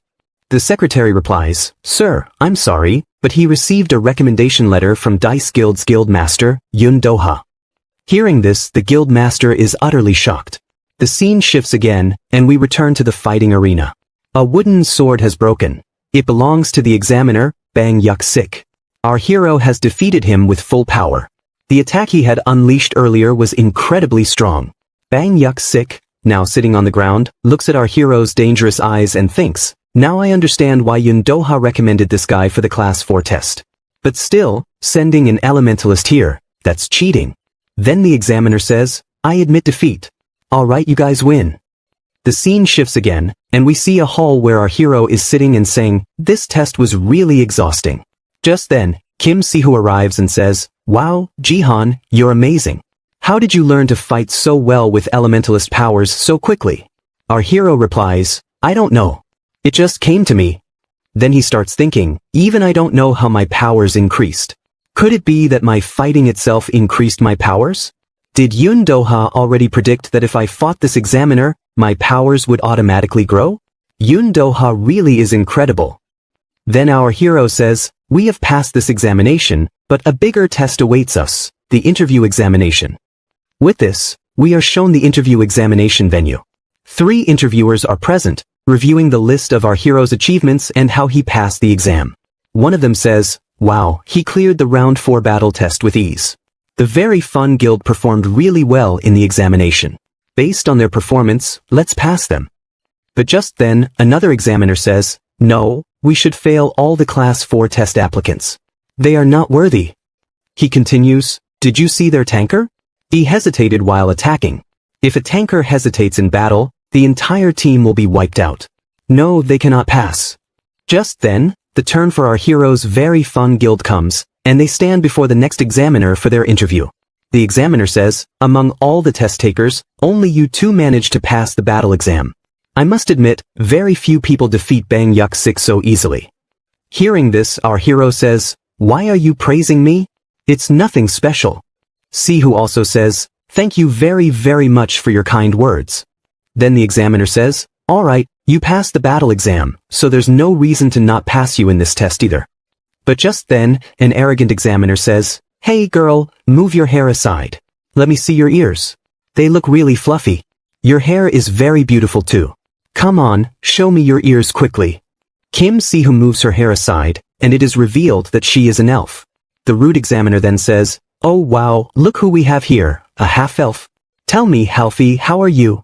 He continues, "I thought you were a pureblood, but you're just a mix of a human and an elf. A mixture, a Halfie. How shameful." But just then, another examiner interjects and says, "Mister, mind your words. You are an examiner here. Understand her status." Hearing this, the rude examiner says, "All right, fine. I admit my mistake. I spoke without thinking. Can you forgive me, Mr. Yu Jihan?" Just then, we are shown our hero. He is extremely angry and is cursing the examiner in his mind. Seeing this, Kim Si-hoo says, "Please, Yu Jihan, calm down. I'm fine. Nothing happened to me." Hearing this, our hero thinks, "All right, let's stay calm. There's no point in getting provoked. This interview is more important." The rude examiner then says, "Let's continue the interview." Another examiner asks, "Kim Si-hoo, your father works in a research lab in Kyoto, right? He is a human, correct?" Kim Si-hoo replies, "Yes, that's correct." Then another examiner asks, "Yu Jihan, a few days ago, you killed a rooster demon in the Ma area, right?" Our hero replies, "Yes, that's absolutely correct." Hearing this, an examiner says, "Wow, these two are just two guild members, yet they are so talented. Their starting point is excellent. Let's pass them." But just then, the rude examiner says, "Wait a second. In my 10 years as an examiner, I have never seen a half-elf become a guild master. So let me personally ask you something, Halfie." He continues, "Tell me, if in 10 years the entire elf race attacks this world, who will you protect? The elves or this world?" Hearing this, Kim Si-hoo is completely shocked and unable to answer. But just then, our hero stands up and says, "That's enough. I can't listen to this anymore." An examiner shocked asks, "What did you say?" Our hero replies, "You people just want to humiliate us. You are not here to conduct an interview. You have no interest in passing us. You're only here to torture and insult us. You cannot disrespect a guild master like this." Hearing this, the examiner slams his hand on the table and says, "We decide how we conduct our examinations. Who are you to decide?" The other examiners try to calm things down, saying, "Stop fighting, you two." Our hero then says, "With examiners like you, no one will ever be able to pass the exam. I'd rather leave than take this exam." The examiner says, "Fine, leave. You both fail." Our hero says, "Yes, I'm leaving. I don't need this test. I already have powerful things." Both start arguing fiercely, and Kim Si-hoo is shocked, not knowing whom to calm down. She thinks, "It's over. We won't pass this test." The scene shifts to the very fun guild. Kim Si-hoo is drinking tea and our hero says, "Miss Si-hoo, I'm sorry. Because of me, we didn't pass." Kim Si-hoo replies, "It's okay. But yesterday was the first time someone stood up for me. That meant a lot to me." But who cares whether they fail or pass the exam? They already have a lot of talent. But then, our hero notices that Kim Si-hoo keeps pressing the refresh button repeatedly. Seeing this, our hero asks, "If you don't care, then why do you keep pressing the refresh button?" And then she says, "I need to check the results. I need to see who has passed this rank 4 guild test." At that moment, the results are released, and both of them are left completely shocked as they look at each other. The scene shifts, and we are shown the examination center, where the rude examiner is tossing an apple in his hand. Just then, a girl approaches from behind and asks, "Dongho Sussy, why did you pass that very fun guild? You were so angry at them." To this, the rude Dongho replies, "What could I do? I didn't really like their words, but still, I behaved strangely with them. I shouldn't have done that." And then he starts thinking, "Let's see how the very fun guild shapes its future, because the only reason I pass them is that I plan to destroy whatever they develop. I will ruin it all at once." And this is his master plan. Meanwhile, our hero and Kim Si-hoo are looking at the results, and they see that our hero's guild, the very fun guild, has passed the exam. Their guild has now reached rank 4, and both of them are completely shocked, wondering how they even managed to pass this test. Here, the second chapter begins, where we are shown a place called Panguji, which is a Class 2 monster area. At that moment, a bus arrives and stops there, attracting a huge crowd of fans and many news reporters. As soon as the bus doors open, Kim Hyuntai's party steps out. Seeing them, the crowd starts shouting, "Look, look! It's Kim Hyuntai's party. Sir, please look here, look this way." Meanwhile, the fans exclaim, "Oh, it's Kim Hyuntai Appa. Please, Appa, look at me. Give me a hug. But the bodyguard forcefully pushes the girls away. Seeing this, Kim Hyun-tae stops his hand and says, "What are you doing?" Then with a smile he tells his fans, "Look, you might get hurt here, so please step back a little and continue supporting me from a distance. Alright, I'll be going now." With that, Hyun-tae enters the Class 2 monster area. As soon as he steps in, he mutters, "Those ugly girls were really annoying me. But there were way more fans than usual today. How do they even know where we're going? Is someone from our group leaking information?" Just then, a boy behind him says, "Brother Hyun-tae, did you see those girls' faces? Just looking at them made me want to throw up." At that moment, Kangwoo is introduced. He is the same person who replaced our hero, Yoo Ji-han. Kangwoo then asks, "Brother Hyun-tae, tell me, what kind of girls do you like?" Kim Hyun-tae replies, "I like beautiful girls." Hearing this, Kangwoo says, "I'm hosting my welcome party at my villa in a few days, and I'll make sure to invite you all. We'll have a lot of fun, and many beautiful girls will be there too." Seon, who is listening, interrupts, "Hey, do you even realize that Minha and I are standing right here? And you're talking about all this in front of us?" Kangwoo quickly responds, "Oh, big sister Seon, you're also welcome to join. You know, many models will be coming to meet you, and I'll personally introduce you to them." Hearing this, Seon starts blushing and says, "Oh, is that so? Then I'll definitely come." Seeing this, Kangwoo thinks to himself, "It's so easy to impress these people. If I keep talking sweetly like this, I can get them all wrapped around my finger. But Minha, why isn't she falling for my words? I just can't figure out what to say to impress her." Meanwhile, Minha notices Kangwoo staring at her and says, "Hey boy, why are you looking at me like that?" Kangwoo quickly apologizes, "Sorry, I was just looking around." Just then, Kim Hyun-tae notices some people approaching him from behind. They say, "Yo Kim Hyun-tae, it's been a long time since we last met in this monster area, hasn't it?" Kim Hyun-tae replies, "Yeah, it's been a few months since we last saw each other." One of the guys from the other team asks, "Tell me, where is that boy?" Hyun-tae looks confused and asks, "Which boy are you talking about?" The guy replies, "Your porter, the one who used to carry your bags." Kim Hyun-tae responds, "Oh, he left our team a few months ago. We replaced him with this guy." At that moment, Kangwoo introduces himself, saying, "I am the supporter of this team." Hearing this, the guy from the other team says, "That's really unfortunate." Hyun-tae asks, "Why do you say that?" The guy explains, "You know, that Yoo Ji-han from your team saved our lives a year ago. Even now, I can't believe what I saw that day. He was carrying such a heavy bag, yet he was fighting at an unbelievable speed. If he hasn't joined a guild yet, let me know. I'd like to recruit him into mine." After saying this, the guy walks away. Hearing all this, Kim Hyun-tae gets furious. Kangwoo then asks, "Was Yoo Ji-han really that good? But I remember you saying that he always got in your way and messed up your fights. Maybe these guys have completely misunderstood him and don't really know anything about Yoo Ji-han." Just then, Kim Hyun-tae says, "Hey, come give me your sword." Kangwoo looks confused and asks, "Why do you need my sword?" At that moment, a huge monster appears, rushing toward Kim Hyun-tae to attack him. Kim Hyun-tae, now looking serious, says, "I said, give me your sword." As soon as he gets the sword, he channels his fire energy into it and slashes at the huge monster with a powerful strike. While striking, he thinks to himself, "Yoo Ji-han, you are still haunting me." The scene then shifts to a different area. Here, our hero Yoo Ji-han and Kim Si who look around and say, "What is going on here? Why are people running away like this?" A police officer is shouting, "Everyone, evacuate immediately. Leave your homes and get out of this area. This place has turned into a Class 4 monster area." Kim Si-hoo and Yoo Ji-han reach the location and ask, "Is this the place?" Kim Si-hoo replies, "Yes, this is the Class 4 Saber Cat monster area." We are then shown the Class 4 Saber Cat, which is fighting against our hero. Our hero charges at the Saber Cat for an attack but first orders Kim Si-hoo to provide support from behind. Kim Si-hoo quickly uses her wind magic to attack the Saber Cat's body. Seizing the opportunity, our hero slashes his sword, cutting the Saber Cat's body into 2 pieces. Kim Si-hoo then comments, "I thought this was going to be really tough, but it wasn't that hard." Our hero responds, "That infernal rooster was a variant monster, but this one is just a normal monster. That's why it was easier." Kim Si-hoo then looks at the pile of monster corpses and asks, "How are we going to move all of this to the first floor?" Our hero replies, I think we'll have to call the monster processing company to take care of them. Just as he says this, they hear someone shouting for help from behind.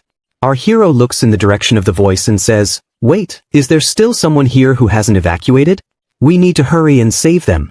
Both of them rush toward the sound. As they run, our hero thinks to himself, why does this voice sound so familiar? When they reach the source of the voice, they see that the person calling for help is none other than Janjin Shim. Janjin Shim has stuck his dagger into the saber cat's mouth to prevent it from biting his arm. Just in time, our hero saves him. Kim Si-hoo then comments, wow, what a coincidence. We meet here again. Don't you think so, Janjin Shim? Janjin Shim, looking embarrassed, replies, at that time, my stomach started hurting really badly, so I had to leave. Our hero chuckles and says, well, we should let him go now. Thanks to him, we got some great equipment.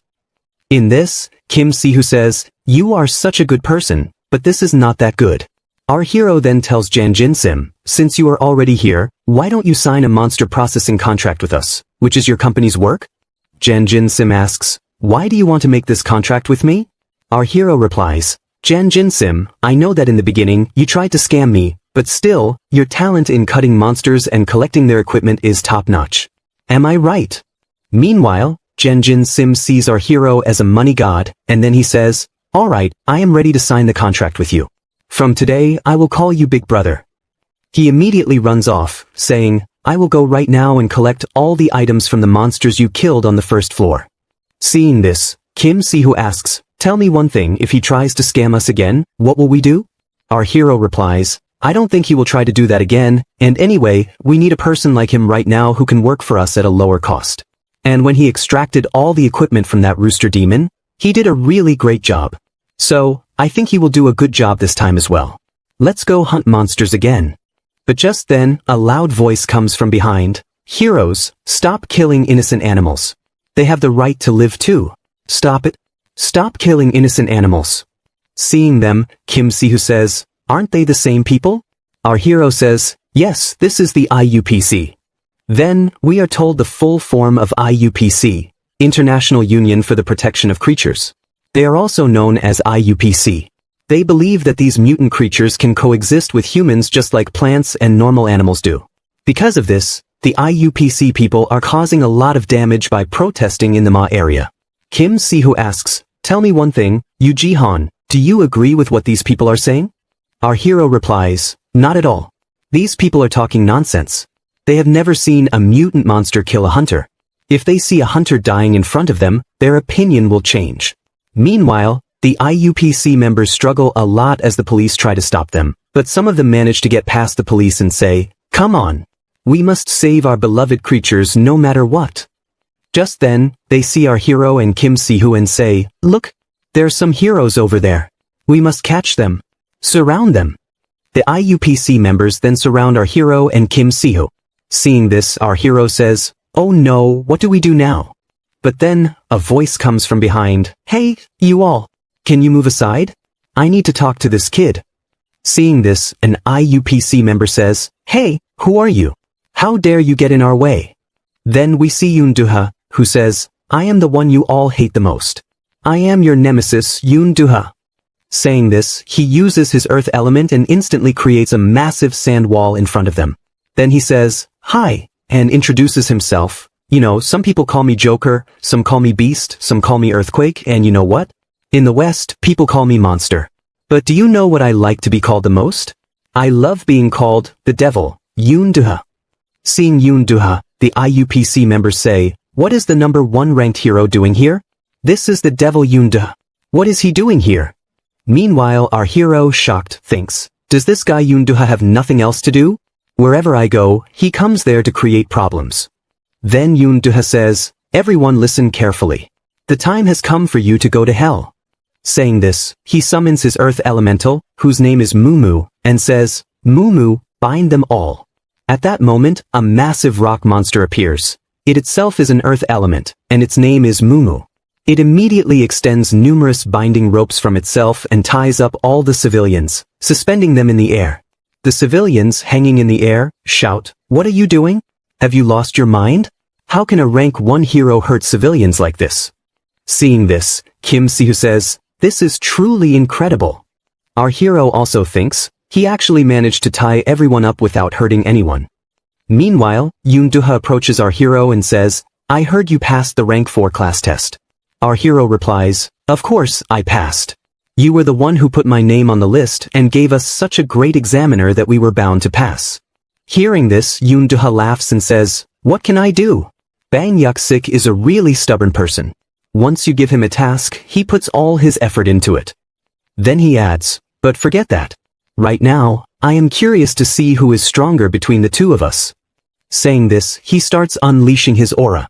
But our hero says, "We shouldn't think about that right now because the people here are very eager to kill us." Hearing this, Yoon Do-ha says, "Alright, let's switch locations." With this, we are shown a construction site, which is also the headquarters of the Dice Guild. Our hero arrives there with Yoon Do-ha, who talks to the workers. Then he tells our hero, "Construction work is going on here. We are exploring and expanding the underground area of the Dice Guild. That's why there's so much noise. I apologize for that." Our hero says, "No problem." Then, Yoon Do-ha takes our hero inside the Dice Guild building, where he has to pass through a magic barrier to reach the main room. Seeing this, our hero says, "It was so noisy outside, but as soon as I passed through this magic barrier, it became completely silent. This is truly amazing technology." Just then, Kim Si-hoo excitedly says, "This is a magic barrier. It costs so many won to create, but look how easily they made it. They are using highly advanced technology." Our hero asks, "Is this magic barrier really that impressive? How much does it actually cost?" Kim Si-hoo tells him, "It costs 20 billion won." Hearing this, our hero is surprised and says, 20 billion won? Do they have so much money to waste? Just then, the vice president of Dice Guild arrives and says, "You have almost guessed the cost of this magic barrier. I think you are interested in it." At this, our hero looks at the woman and says, "Dice Guild's Vice President Park Jan-jin, you're here?" To this, Kim Si-hoo says, "She is the Vice Guild Master here. I thought she was just an ordinary secretary." Our hero responds, "No, she is the Vice Guild Master here." Just then, Yoon Do-ha arrives and says, "Hey Park Jan-jin, you remember these people, right? They belong to the very fun guild. So, quickly set up an appointment for me with them so I can talk to them." Hearing this, the Vice Guild Master says, "Yes, of course, I'll schedule an appointment with them right away." But then, she grabs Yoon Do-ha by the ear and, pulling him, says, "What did you think? That I would just say yes? You ignored your entire day's schedule and the meetings you were supposed to attend, and now you want to set up an appointment with the fun guild." Yoon Do-ha says, "Hey, I'm the guild leader here. How can you do this to your own guild leader?" The Vice Guild leader responds, "If you are a guild leader, then why don't you behave like one?" Seeing this, our hero thinks, there's chaos here too. But then, everyone sits down, and Yoon Do-ha says, "Let's get straight to the topic. Do you know why I called you here?" Our hero replies, "Of course, you called me here because I'm an elementalist, and you want to know about the element I possess." Yoon Do-ha says, "Of course, that's exactly right." And as he says this, he summons his elemental, named Mumu, which is a dog-type Pokemon that looks extremely cute. Seeing Mumu, Yoon Do-ha says, "You remember, don't you? This is Mumu, my elemental, which once transformed into that huge monster." Looking at Mumu, our hero is surprised, thinking, this is completely different from how I saw it before. But then, Mumu says, "I'm really busy right now, helping with construction work, so why was I summoned at this time?" Yoon Do-ha responds, "Hey punk, I wanted to introduce you to our guest." Just then, Mumu looks back and says, "A guest?" Then, it starts sniffing our hero's hands, surprising him as he wonders why it's doing that. Yoon Do-ha then asks, "Can you summon your element?" Our hero then summons his elemental, named Sylph. Both spirits start talking to each other. Then, Yoon Do-ha asks, "What is your spirit's name?" Our hero replies, "Its name is Sylph." Hearing this, Yoon Do-ha says, "I called you here because I specifically wanted to talk about Sylph. Do you know that, apart from Mumu, no other elementals exist in this entire country? But then you appeared, possessing a wind element. This is truly surprising. I checked your hero records, and I didn't find any trace of you ever going to a place where you could have obtained an element. But then, a turning point came in your life. You left the Kairos Guild and joined the Fun Guild, and suddenly, you had an element. This is highly suspicious. Would you like to explain?" Our hero starts to respond, "Well, The thing is, but Kim Si-who stops him and says, wait, let me explain. Do you know who Sylph's previous contractor was? Yoon Do-ha asks, who was the previous contractor? Kim Si-who replies, it was my mother. Her name was Arhana's, and she was Sylph's previous contractor. Kim Si-who then explains everything in detail to Yoon Do-ha.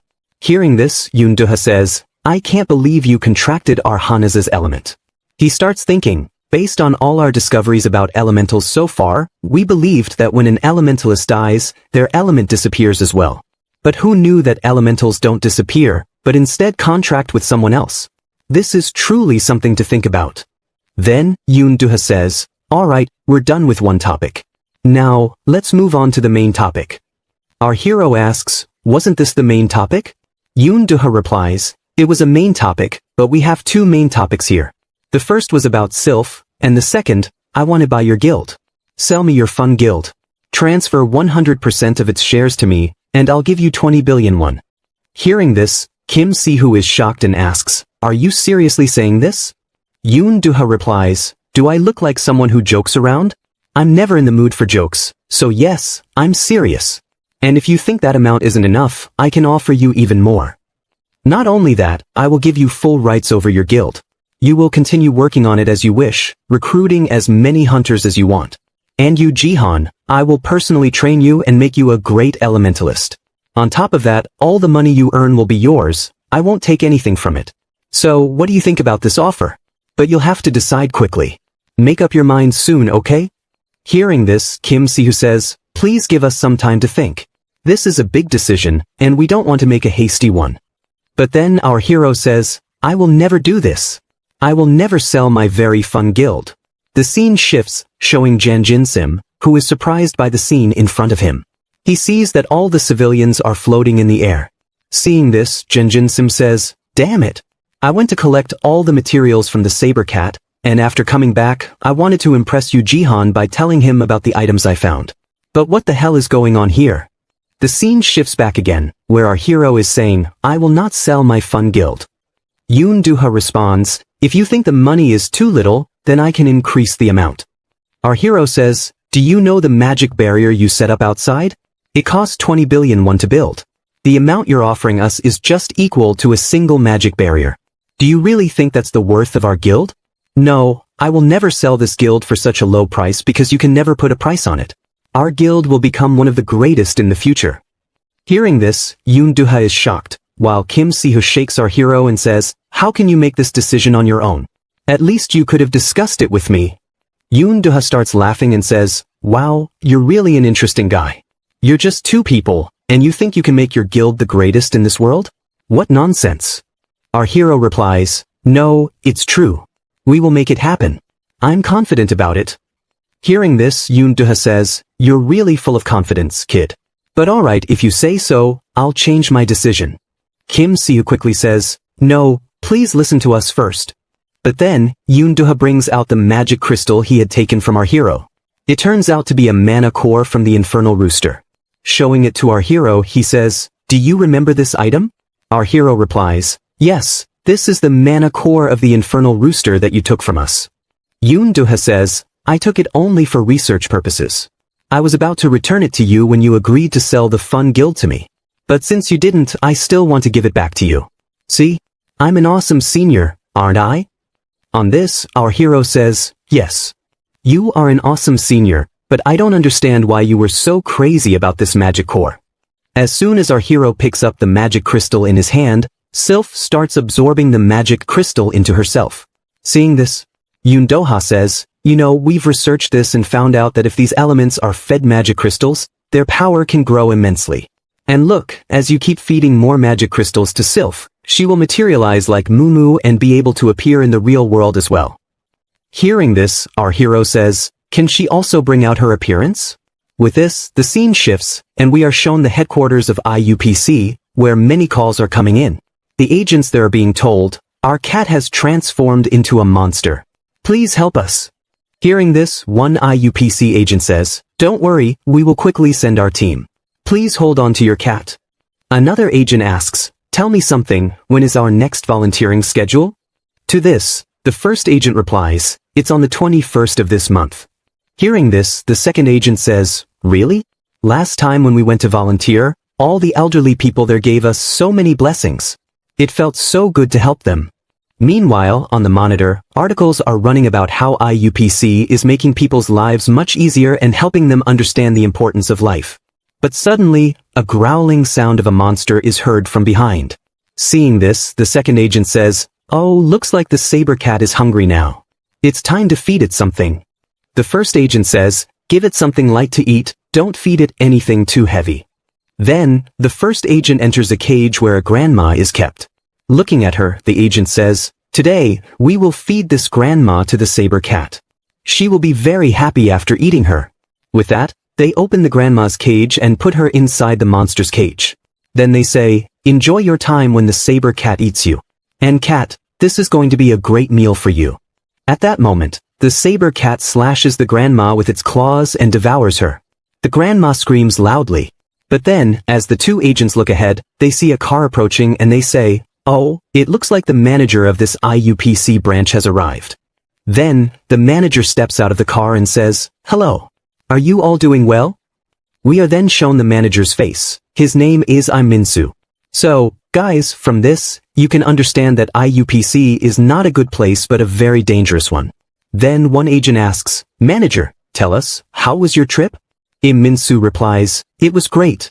This time, I have captured many young boys and girls and brought them here." Hearing this, all the agents become extremely happy. Then Minsu says, "Everyone listen up. The thing we created to upgrade monsters is finally ready." Hearing this, the agents ask, "Are you talking about the thing we tested on that rooster Asura? We turned it into a variant by giving it mana crystals, but we couldn't control it. It became powerful, but it was beyond our control." Minsu says, "Yes, but our researchers have worked very hard on this new serum. We have finally created a serum that allows us to control these monsters as well." With that, he points a gun at the saber cat and injects the serum into it. As a result, the saber cat roars and starts transforming into a massive variant saber cat. Seeing its appearance, all the agents reveal their dark nature and start clapping. Then, Minsu says, "Truly, this is our greatest invention so far. Look at how beautiful this cat has become." With this, the scene shifts again, and we are shown the Class 4 MA area of the saber cat, where a barrier has been set up between civilians and the MA area. Looking at this barrier, our hero says, "It seems that after seeing IUPC's actions, the Hunter Association has placed a barrier here to keep normal civilians away from the MA area." Just as they are talking, Jin Sim suddenly appears behind them and says, "Big brother, where were you? I've been looking for you since yesterday." Seeing him, Kim Si-hoo gets very scared. Then Jihan says, "Oh, I'm so sorry. We completely forgot about you yesterday. Please forgive us." Hearing this, Jin Sim starts laughing loudly. Seeing this, Kim Si-hoo asks, "Hey, have you gone crazy? Why are you laughing like that?" Jin Sim says, "What I'm about to show you now will blow your mind." Then he shows his phone and says, "Do you see this? So much money. I earned all this by selling the bones and meat of that rooster Asura, and from selling the saber cat you killed yesterday." Kim Si-hoo starts counting the money. 1,000, whoa, 500 million? Jin Sim says, "Yes. You know, that rooster Asura variant was discovered for the first time. Because of that, it was sold for a very high price. And in the future, whatever items you give me, I'll sell them at a great price. Don't worry at all." Hearing this, Kim Si-hoo drops to her knees and says, Jin Sim, you are really amazing." Then, Jin Sim says, "Now, let's talk about my commission.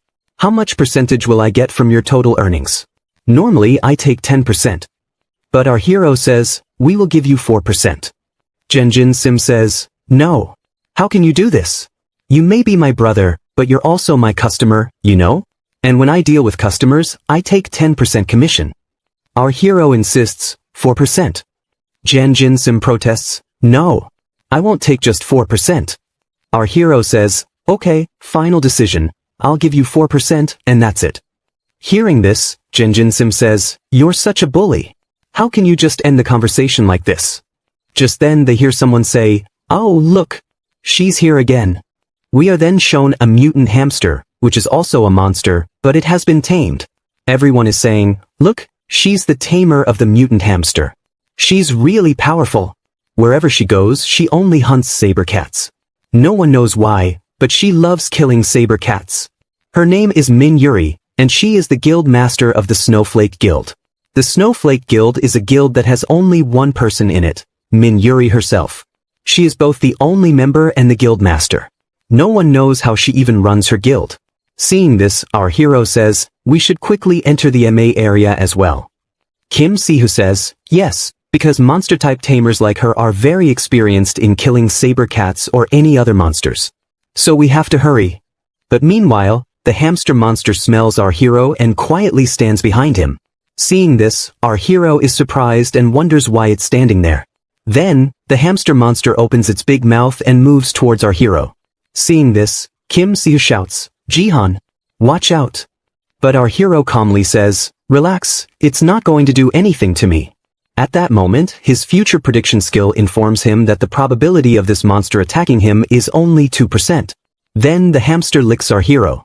Seeing this, its tamer Min Yuri arrives and says, this is so strange. Until today, Chili has never approached anyone like this or licked them. She continues, well, let me introduce myself. My name is Min Yuri, and I am the guild master of the Snowflake Guild. Our hero says, hello, my name is Yu Jihan, and I am a member of the Fun Guild. And beside me is Kim Si-hoo, the guild master of Fun Guild. Min Yuri then asks, have you ever raised a hamster in your life? Our hero replies, no, I have never raised a hamster before. Min Yuri responds, that's very strange.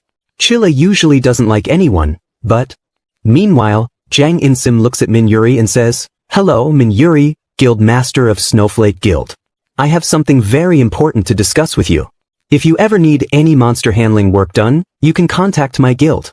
I run a monster handling company. Just then, a hamster appears and starts biting Jang In-sim's hair. Seeing this, Min Yuri says, no, I don't need your help. Meanwhile, people around them start talking, hey, isn't that Min Yuri? She never works with anyone. But she's talking to this guy? And this guy, isn't he from the Fun Guild? Even Kal Yoon Do-ha came to recruit him yesterday. Hearing this, Min Yuri says, looks like people are talking about us. I'm leaving now. If fate allows, we will meet again. Our hero responds, alright, we're leaving as well. He watches her leave and thinks, I don't understand. She has already been promoted to Class 3, so what is she doing in a Class 4 area? Never mind, it's not my concern. With that, our hero and Kim Si-hoo head to an apartment in the area, where many saber cat monsters are hiding. Our hero reaches the 5th floor but doesn't see any monsters. Kim Si-hoo also wonders, where did all the monsters go? Our hero speculates, maybe another guild arrived before us and killed all the monsters. Let's go higher and check. Kim Si-hoo, exhausted from climbing the stairs, says, let's use the elevator. Our hero warns, what if the elevator gets stuck on the way? Then what will we do? As they continue upwards, a man spots them and exclaims, are you two out of your minds? What are you doing here? This man is introduced as Moon Jin from the Knife Guild. He is here with his party. He asks, did you not see the signboard on the 1st floor? It clearly states that this is the Knife Guild spot area. Kim Si-hoo retorts, what nonsense are you talking about? What do you mean by a spot area? Moon Jin explains, these people have formed a guild, and they don't even know this? We are then given an explanation about spot banners, areas that large guilds claim as their hunting zones. No one else can hunt in those areas. However, if a larger guild arrives, they can take over the spot. But if a lower-class guild tries to hunt there, they are not allowed. Since the Fun Guild consists of only 2 members, it is considered a low-rank guild. Moon Jin then says, now leave this place. We have booked this area. Our hero replies, we're not leaving. You will have to leave. He knows that the Fun Guild is not an ordinary guild. He warns, if you don't let me hunt here, I will file a case against you with the Ministry of Heroes and sue you. Hearing this, Moon Jin and his guild members get angry. Moon Jin releases his dark aura and threatens, do you even realize? If I kill and bury you here, no one will ever find out you were here. Our hero smirks, are you threatening me? He quickly analyzes the situation. There are 2 mages, 1 melee damage dealer, and a tanker. The staircase is a narrow area. If he traps them there, he can win. Using his future prediction skill, he calculates that his chances of winning are 80%. Moon Jin suddenly slashes his sword at him. Our hero blocks the attack immediately. He yells at his teammates, "Hey, mage! What are you doing? Attack quickly!" Our hero instructs Kim Sihu, attack them now. The mage casts fire arrows, while Kim Sihu counters with water arrows. The two attacks collide, causing a huge explosion that destroys part of the building's wall. Taking advantage of the chaos, our hero and Kim Sihu escape up the stairs. Moon attacks our hero, but he blocks it and counters by striking Moon's legs, making him fall. Moon is shocked, wondering why these two are so powerful. Meanwhile, Kim Sihu creates a firewall, trapping Moon's teammates on the other side. She then binds several knife guild members. However, a magician on the other side starts using water magic to extinguish the firewall. At the same time, a saber cat variant appears and devours one of Moon's teammates. Hearing a loud scream for help, our hero rushes to the scene. Suddenly, another saber cat variant appears. His prediction skill indicates that his chances of survival are 0%. And right there, seeing this, our hero is extremely surprised and says, "This is a variant of a saber cat, meaning its upgraded, mutated version." And at that moment, this variant is looking at our hero with an extremely furious expression. Seeing this, both our hero and Kim Sihu are greatly astonished. Then Kim Sihu asks, "Is this a saber cat?" To this, our hero replies, "No, this is not a normal saber cat but a variant. I have never seen a saber cat like this before. It looks extremely ferocious, and we might not be able to defeat it." Meanwhile, the members of the Thief Guild, whom our hero had been fighting a while ago, become extremely frightened upon seeing this variant. They exclaim, "How can this saber cat look so terrifying?" At that moment, our hero quickly turns to the Thief Guild members and says, "Come on, we need to fight this together. We can't defeat it alone." But as he turns around, he sees that the Thief Guild members are already running away, saying, "Are you out of your mind? If you want to risk your life, go ahead, but we have no interest in dying. We won't be able to defeat it even if we fight together." Hearing this, our hero becomes furious at them. He then says, "Can just the two of us defeat this fourth-class saber cat variant? What should we do?" Just then, he looks ahead and sees the saber cat launching an attack on him. At that moment, our hero imbues his sword with wind power and immediately strikes the saber cat. But what's this? The saber cat does not dodge the attack but instead counters it with an incredibly powerful strike. This counterattack is so strong that our hero's hand starts trembling after withstanding it. He thinks, "It blocked my attack? Damn, this thing is insanely strong. If I hadn't infused my sword with wind power, my hand would have been shattered into pieces. No, I can't prolong this fight any longer. I have to end it in one strike." But just then, the saber cat seizes an opportunity and strikes at our hero with full force. However, at that moment, Kim Sihu uses her binding power to restrain the monster's body and shouts, "Jihan, attack it now." Taking advantage of this moment, Jihan delivers a powerful strike to the saber cat. But to his shock, the saber cat dodges the attack at the last second. Seeing this, our hero is astonished and thinks, "How did it dodge my attack? That was my most powerful strike." Just then, the saber cat lands a powerful punch on our hero, sending him flying and making blood spurt from his mouth. As he struggles, he thinks, "That was one hell of a punch." Kim Sihu, seeing this, uses her wind power to launch wind arrows at the monster. However, the saber cat uses its incredible speed to dodge all the attacks. Not a single arrow lands on it. Seeing this, Kim Sihu is left in shock. The saber cat then prepares to land a devastating punch on Kim Sihu. Realizing she can't dodge it, she thinks, "Is this the end for me?" But just then, a voice from behind yells, "Chinchilla, attack!" And then we see Chinchilla. If you remember, this is the pet of a girl named Min Yuri. Chinchilla immediately attacks the saber cat and throws it out of the building. The impact creates a massive hole in the building where Kim Sihu is standing. Seeing this, she thinks, "Chinchilla? What is it doing here?" Just then, a voice from behind says, "I heard a lot of explosions from here, so I came to check what was happening. But I never expected to run into you two again." And with that, we see a girl named Min Yuri, the sole member of the Snowflake Guild. There is no one else in this guild. Then, looking at Jihan, Min Yuri says, "If I hadn't arrived a little earlier, you two might have been done for. But forget it. Now that I'm here, I'll take care of this saber cat alone." Hearing this, Kim Sihu immediately responds, "You can't do that. You don't understand how powerful this saber cat is. It won't spare you, It will devour you. You will meet the same fate as us. But what's this? Min Yuri's expression darkens and she says, leave this to me. I have hunted countless saber cats before, which is why I've become an expert. I can handle this. Hearing this, Kim Si-hoo starts thinking, she just turned dangerous. And with that, Min Yuri jumps off the building. Meanwhile, Chinchilla is holding onto the saber cat, pinning it down to kill it. But just then, the saber cat seizes the opportunity and bites down hard on Chinchilla's shoulder. At that moment, Min Yuri, still in midair, yells, Chinchilla, move away. Then she uses her ice power, Ice Rain, to launch multiple ice arrows at the saber cat. The arrows hit perfectly, freezing the saber cat. However, within moments, the saber cat frees itself from the ice. Seeing this, Min Yuri is shocked and thinks, I froze it with my ice power, yet it broke free in no time. This thing isn't just a saber cat variant for no reason. But I know its weakness very well. Just then, the saber cat charges toward Min Yuri for an attack. But she quickly uses her ice power to create a bow and arrows. She then fires multiple shots at the saber cat. The saber cat, using its incredible speed, starts dodging the attacks.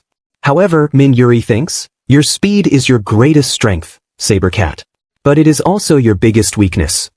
And with that, one of her ice arrows hits the saber cat directly in the knee, shattering its kneecaps. The saber cat, whose speed was its most powerful weapon, is now completely crippled and falls to the ground, trembling. Seeing this, Min Yuri explains, saber cats rely on their speed and agility. But let me tell you something, when ice power is applied to the body, the bones and muscles become extremely stiff. If you try to move at high speed under these conditions, there's a high risk of breaking them. And that's exactly what happened to this saber cat. Its bones have shattered. She continues, the moment you got hit by my ice arrow, you fell right into my trap. Your defeat was inevitable. Meanwhile, Kim Si-hoo watches in complete shock. She thinks, the monster I couldn't defeat, Min Yuri took down in just a few seconds? Just then, Jihan gets back up and immediately says, go stop Min Yuri. Don't let her fight anymore. To this, Kim Si-hoo says, what are you talking about? Min Yuri is winning against the saber cat. But our hero responds, no. She will lose. She won't be able to win. Because our hero's future prediction skill had warned him, Min Yuri's chances of victory were not revealed. And soon, we will find out what that percentage really is. With this, we see Min Yuri, who has almost defeated the saber cat. But the saber cat immediately lets out a roar, summoning a large number of normal saber cats, those that are not mutated. They do not come in just ones or twos but in overwhelming numbers, all attacking Min Yuri at once. At this moment, the prediction skill is shown, revealing that Min Yuri's chances of winning are only 10%. Seeing this, our hero comments that this means Min Yuri is about to die. However, he then asks Kim Si-hoo, tell me, have you ever tried flying magic? Do you know how to use it? Kim Si-hoo responds, yes, I know how to use it, but where should I use it? In response, our hero activates his wind magic and tells her, listen, when I give you the signal, activate it. Then, to her shock, he lifts Kim Si-hoo in his arms and jumps off the building. Seeing this, Kim Si-hoo's eyes fill with tears. She is utterly shocked and terrified, exclaiming, hey! Why did you ask about my flying magic if you were just going to do this? You should have told me beforehand what you were planning. Meanwhile, the saber cats continue attacking Min Yuri. She fights back using her ice bullets, but the numbers keep increasing endlessly. Then, suddenly, a saber cat attacks her from behind. However, Chinchilla steps in to save her just in time. Realizing that the situation is endless, Min Yuri thinks, where is that variant? It must be hiding among them. I need to kill it first, or they will keep coming. But just then she hears someone shouting. Looking up, she sees our hero and Kim Si-hoo descending from the sky. At this moment, our hero tells Kim Si-hoo, use your flying magic. Use levitation. She immediately activates her levitation magic, slowing their fall. Seeing this, our hero realizes, with this, I can even launch an attack from midair. He recalls a past battle where he used his saber slash to kill the rooster demon. He tries to focus on that memory, preparing a powerful strike.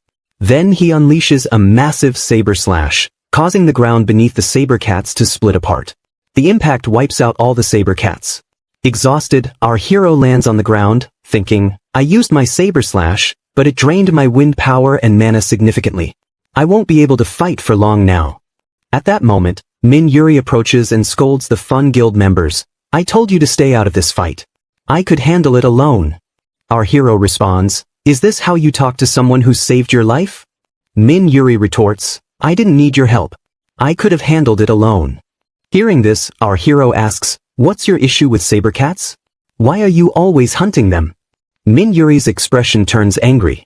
Meanwhile, Chinchilla starts growling, not at our hero's words, but because more saber cats are approaching. Kim Sihu is shocked by this sight, while our hero realizes, these aren't the saber cats we just killed. The hidden ones wouldn't be coming out like this. The variant saber cat is summoning more normal saber cats. As long as we don't kill that big one, the smaller ones will keep coming. Min Yuri then says, I've already broken its knee joints. The variant saber cat can't escape now. It's wounded. Hearing this, our hero tells her, you're mistaken. Variants have healing abilities. They are not normal. It can heal itself at any moment and recover completely. Upon hearing this, Min Yuri's trauma is triggered. She remembers a past incident where her school friend was being killed by saber cats. Her friend had pleaded, Min Yuri, please help me. I don't want to die like this. But Min Yuri, with blood on her hands, had been unable to do anything. Lost in this memory, Min Yuri suddenly turns and runs away. Seeing this, our hero wonders, why is she running all of a sudden? Why isn't she listening to me? Is this why she works alone, so she doesn't have to listen to anyone? Determined to fight, he tells Kim Sihu, watch my back. Make sure no one attacks me from behind. Kim Sihu agrees. Meanwhile, Min Yuri is pushing forward, killing saber cats as she moves closer to the variant. Just as she is about to attack, a small saber cat lunges at her feet. She shouts, get out of my way, and quickly eliminates it. But as soon as she looks up, she sees that the massive variant saber cat is right in front of her, ready to strike with its claws. Min Yuri barely dodges in time. Just then, our hero arrives and says, if you're planning to eat this girl, please don't. Her body is made of ice power. If you eat something cold, you'll get a stomachache. Then, with a powerful sword slash, he strikes the saber cat, causing it to roar in pain. Chinchilla seizes the opportunity and pounces, pinning the saber cat to the ground. At the same time, Kim Siho fires wind arrows, piercing its entire body. Our hero prepares to land the final blow, saying, this is the end for you. But just as he is about to strike, Min Yuri stops him, pleading, no. You can't kill it. Please don't kill it. Our hero, confused, asks, Min Yuri, what are you doing? Min Yuri insists, please don't kill it. Frustrated, our hero tells her, move aside. If we let it regenerate, it could attack us again. No one will survive if that happens. Min Yuri replies, no, I need to capture this variant alive. I want to conduct experiments on it. I need to find out how this variant was created. Our hero, exasperated, says, are you insane?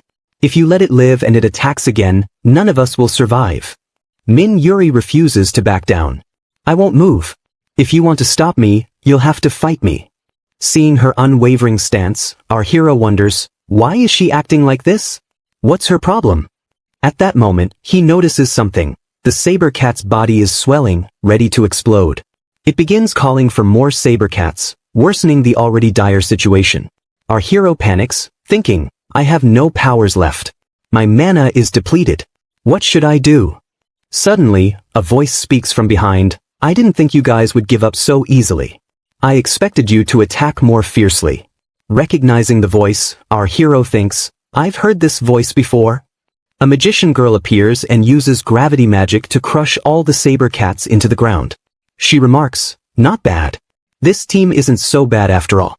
They are just level 2, yet they held off such a dangerous monster for so long. That's impressive. At the same time, we see the team from Bang Yuck's Dice Guild. They were the ones who had tested our hero at level 4. Now, they prepare to attack the saber cat. Meanwhile, on the rooftop, a man is observing the entire situation. Watching his plan unfold, he smirks and says, wow, our plan was successful. We intended to use this experiment to test our injection power, and it worked. I didn't expect these level 1 monster hunters to survive against the saber cat. Even the level 3 hunters have arrived to fight it now. Another person asks, sir, was our mission really successful? The saber cat is about to die. We couldn't even save it. The man responds, Look, this saber cat was just an experiment. We wanted to see how effective our injection power is. We've confirmed that it works. However, in the end, it disconnected from the saber cat's heart, which is why it's about to explode. We can't do anything about that now. But at least we know how successful our experiment was. Let's leave. This man is the manager of IUPC, the one who had injected the saber cat in the previous part. He is the mastermind behind this entire conspiracy, aiming to create more variants and conduct further experiments. In the previous chapter, we saw that our hero was fighting a variant saber cat, but that variant suddenly swelled up a lot. So, let's see what happens to this variant cat. Meanwhile, the Dice Grade members are extremely shocked to see the swelling of the variant cat and say, "What exactly is happening here?" At the same time, the rescue team is rescuing our hero, Kim Si-hoo, and all the other injured people there. Then, the scene shifts to a few days later, where our hero is reading the news on his mobile. The news states that in the Saber Cats area, 20 casualties have occurred, meaning 20 people have died. As our hero reads this news, Janin Sim arrives and says, "What am I hearing, big brother? You are everywhere. I heard that a massive variant monster appeared in the monster area where you went to fight. Are you okay?" Our hero replies, "I can't tell you anything because you're a normal civilian." To this, Janin Sim says, "But we are partners, right?" Our hero then thinks to himself, "I should never have made him my partner." Then, our hero explains the situation, saying that 8 heroes died that day, and the Hunter Association took these saber cats lightly and was negligent. As a result, their numbers increased significantly due to the arrival of the variant cat, and the hunters who went to hunt the saber cats were all killed. However, something about this situation seems like a conspiracy to him. How is it just a coincidence that a variant saber cat appeared in that area and attacked everyone? I have never seen a variant saber cat like that before. There is definitely something suspicious going on. But I don't need to think too much because the Hunter Association will soon reveal the investigation report. Then, Janin Sim asks, "By the way, I've been paying attention, and I don't see Kim Si-hoo anywhere. Where did she go?" Our hero replies, "She had to take care of some important matters, so she took a week's leave." Just then a call comes in. Seeing the call, Janin Sim says, "I've never seen this telephone ring before. Why is it ringing now?"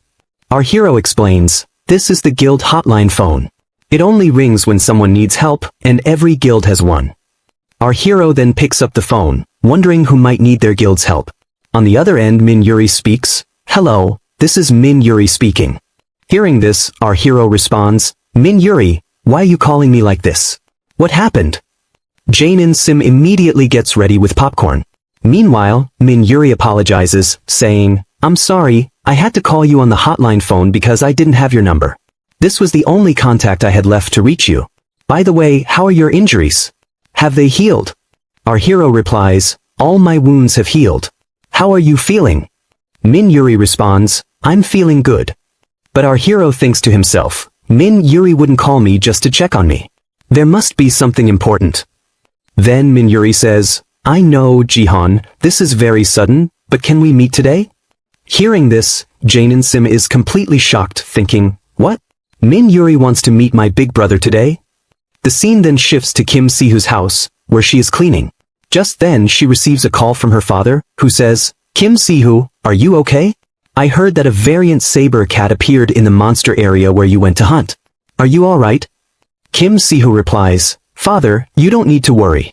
I'm fine." Her father then says, "Always take care of yourself because rear guards, the ones who provide support from behind, are the first ones targeted by monsters." Hearing this, Kim Si-hoo says, "Father, please stop. You've told me this 40 times already. I know this." Her father then says, "Alright, but I'm really glad to know that you're working with a reliable guy." Kim Si-hoo responds, "Yes, Jihan is truly a trustworthy person. Since he joined my guild, I have felt much safer, and I'm not scared at all." We then see her father's face as he says, "I hope that one day, I get to meet that boy myself." He is revealed to be Kim Gano, a monster researcher from Kyoto. He says, "A guy who has possessed your mother's elemental? I really want to talk to him." Just then, a secretary arrives and says, "Sir, the samples have arrived, and you need to research them." Hearing this, her father ends the call and says, "Alright dear, I'll talk to you later. I have a lot of work to do right now." Kim Si-hoo feels quite annoyed by this. Just then she notices that she is receiving a call from Jane and Sim. The scene then shifts to an AI area where our hero has arrived wearing a suit. He then remembers that Jane and Sim had given him a lucky charm for his date, which he is now wearing. Just then he sees Min Yuri in front of him, who is also dressed up, and he can't believe that this is the same girl who was hunting monsters in the Snowflake Guild. The two then head out on their date, but Kim Si-hoo and Jane and Sim have secretly come to watch them. Jane and Sim asks Kim Si-hoo, "Kim Si-hoo, aren't you going to stop them?" Kim Si-hoo replies, "Why would I stop them? I have nothing to do with this." But in her mind, she is thinking, why is this girl here?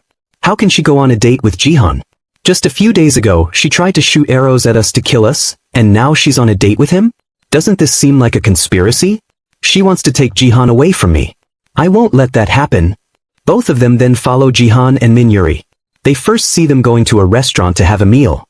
Kim Si-hoo keeps thinking, no, they are not on a date. But still, the two go to another place and enjoy themselves there as well. Seeing this, Kim Si-hoo once again thinks, no, this is not a date. Then, they go to play a game where Yoo Jihan shoots and wins a teddy bear for her. Seeing this, Kim Si-hoo is confirmed that they are definitely on a date.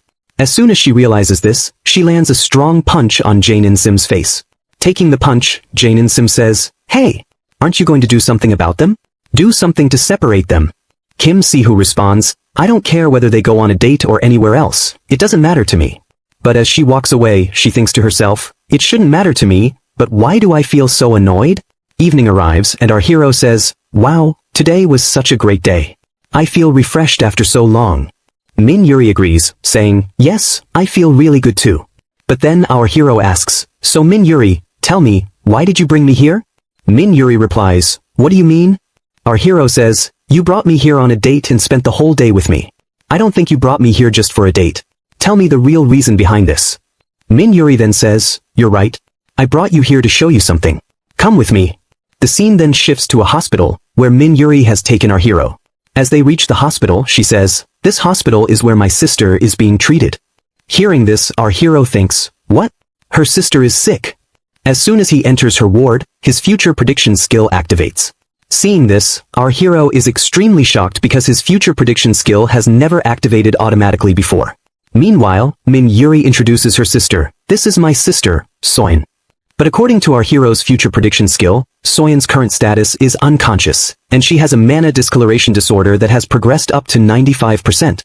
Seeing this, our hero is astonished, thinking, mana discoloration syndrome? I can't believe she has this disease.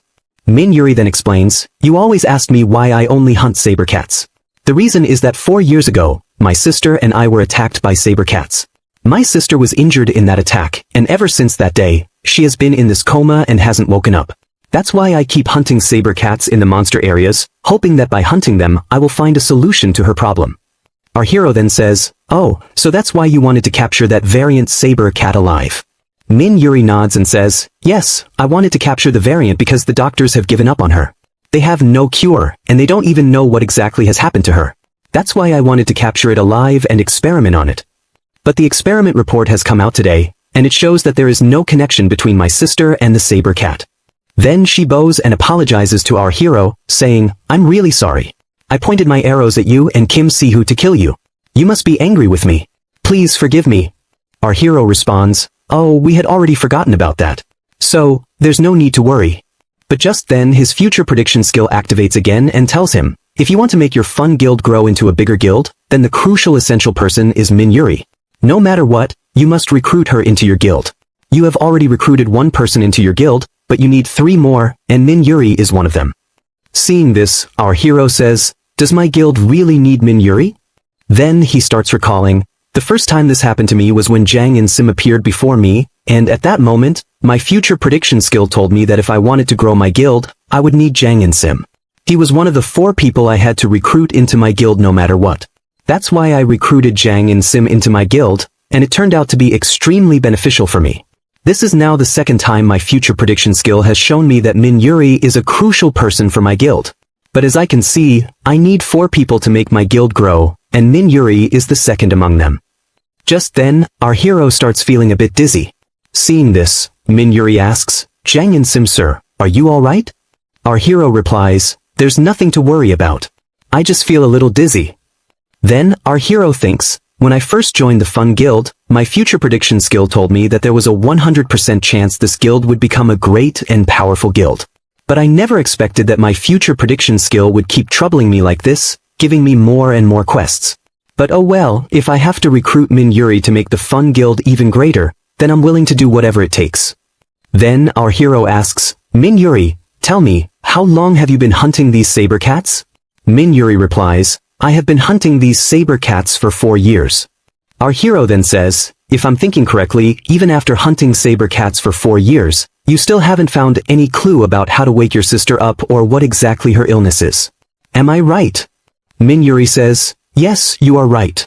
Our hero then says, look, you have tried everything but you still haven't succeeded. So why not try a new method? Min Yuri asks, a new method? What do you mean?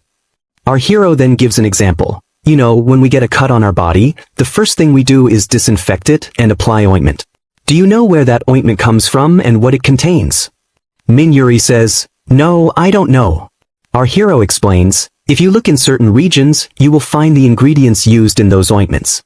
They contain antibacterial and anti-inflammatory properties, making them highly effective.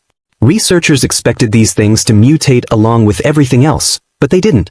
These plants may have nothing to do with us directly, yet their properties help heal our wounds. In the same way, I'm giving you an example regarding your sister. Maybe her condition has nothing to do with the saber cats at all. Perhaps the way to cure her illness and find a solution is hidden somewhere else entirely. Hearing this, Min Yuri starts realizing the truth. She wasn't hunting saber cats to find a clue. She knew deep down that she might never find one. She had only been killing them as revenge for attacking her sister. Then our hero makes an offer. I'm proposing that you join my guild. Min Yuri is completely shocked and asks, you want me to join the Fun Guild? Our hero says, yes, I want you to join the Fun Guild. If you become a member of our guild, we will use all the resources of the Fun Guild and every possible method to uncover the truth behind your sister's illness and find a cure for her. You can trust us on that. As he says this, our hero uses his future prediction skill to check if Min Yuri joining the guild will increase the chances of her sister's recovery. However, his future prediction skill keeps showing him only her current condition and nothing else. Seeing this, our hero thinks, looks like, for now, the future prediction skill isn't telling me anything. But still, I must get her to join my guild no matter what. So even if I have to tell a few lies, it'll be fine. But then Min Yuri says, this is a really big decision. Can you give me some time to think about it? Our hero responds, sure, I'm not in a hurry. You can take your time to decide. Then our hero starts leaving and says, it's getting really late. I should get going now. Min Yuri apologizes, I'm sorry for telling you about all of this. Our hero takes off his bracelet and hands it to her, saying, here, take this. This bracelet is a lucky charm item that will help your sister become healthier. Maybe you'll even find a way to cure her. Seeing this, Min Yuri blushes and says, thank you so much. My sister will love this. With that, our hero leaves. The scene shifts to the Hunter Guild Association building, where all the guild masters of the country's available guilds are gathered. Then, the leader of the Kairos Guild appears and says, they're running really late. Looks like we'll have to start this meeting without them. Just then, a spokesperson speaks up, it seems they won't be able to make it here today. We should start the meeting without them. But at that moment, Yuha arrives, who had come late, and says, you guys always schedule meetings without considering the time. Rushing everything like this? What urgent matters are we even here to discuss? Meanwhile, his secretary says, sir, I told you multiple times that we needed to leave early, but you still delayed. Yuha responds, yeah, I got late. It's not like anything important is being discussed here anyway. Just then, another person speaks up, look, you guys are already so late, and on top of that, you have this arrogant attitude. You're really lazy, you know that? The person speaking is none other than Kong Junael, the guild leader of the Warrior Guild. And then seeing this, Yunduha says, oh, look who's talking. I thought your guild had been wiped out when you went to fight in the Class 1 mana area. But look at you, still alive. Hearing this, Kong Junael gets angry and says, how dare you say that? Do you know that we cleared that mana area a year ago? And even if 100 of them come, they won't be able to do anything to us. Just then, another guild leader says, how much noise are you guys making? You call yourselves guild masters, but you're just a bunch of immature fools. The one saying this is Baek Gang Cheon, the guild leader of Red Hall. He says, "Has your brain still not come to its senses? I've already plummeted your stocks once and defeated you, yet you still haven't learned your lesson."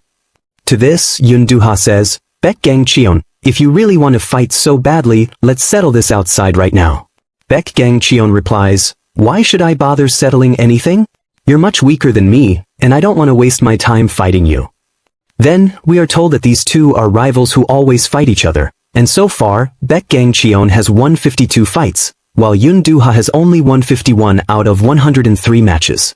Meaning, their matchup is still ongoing, but Baek Gang Cheon is leading by one fight.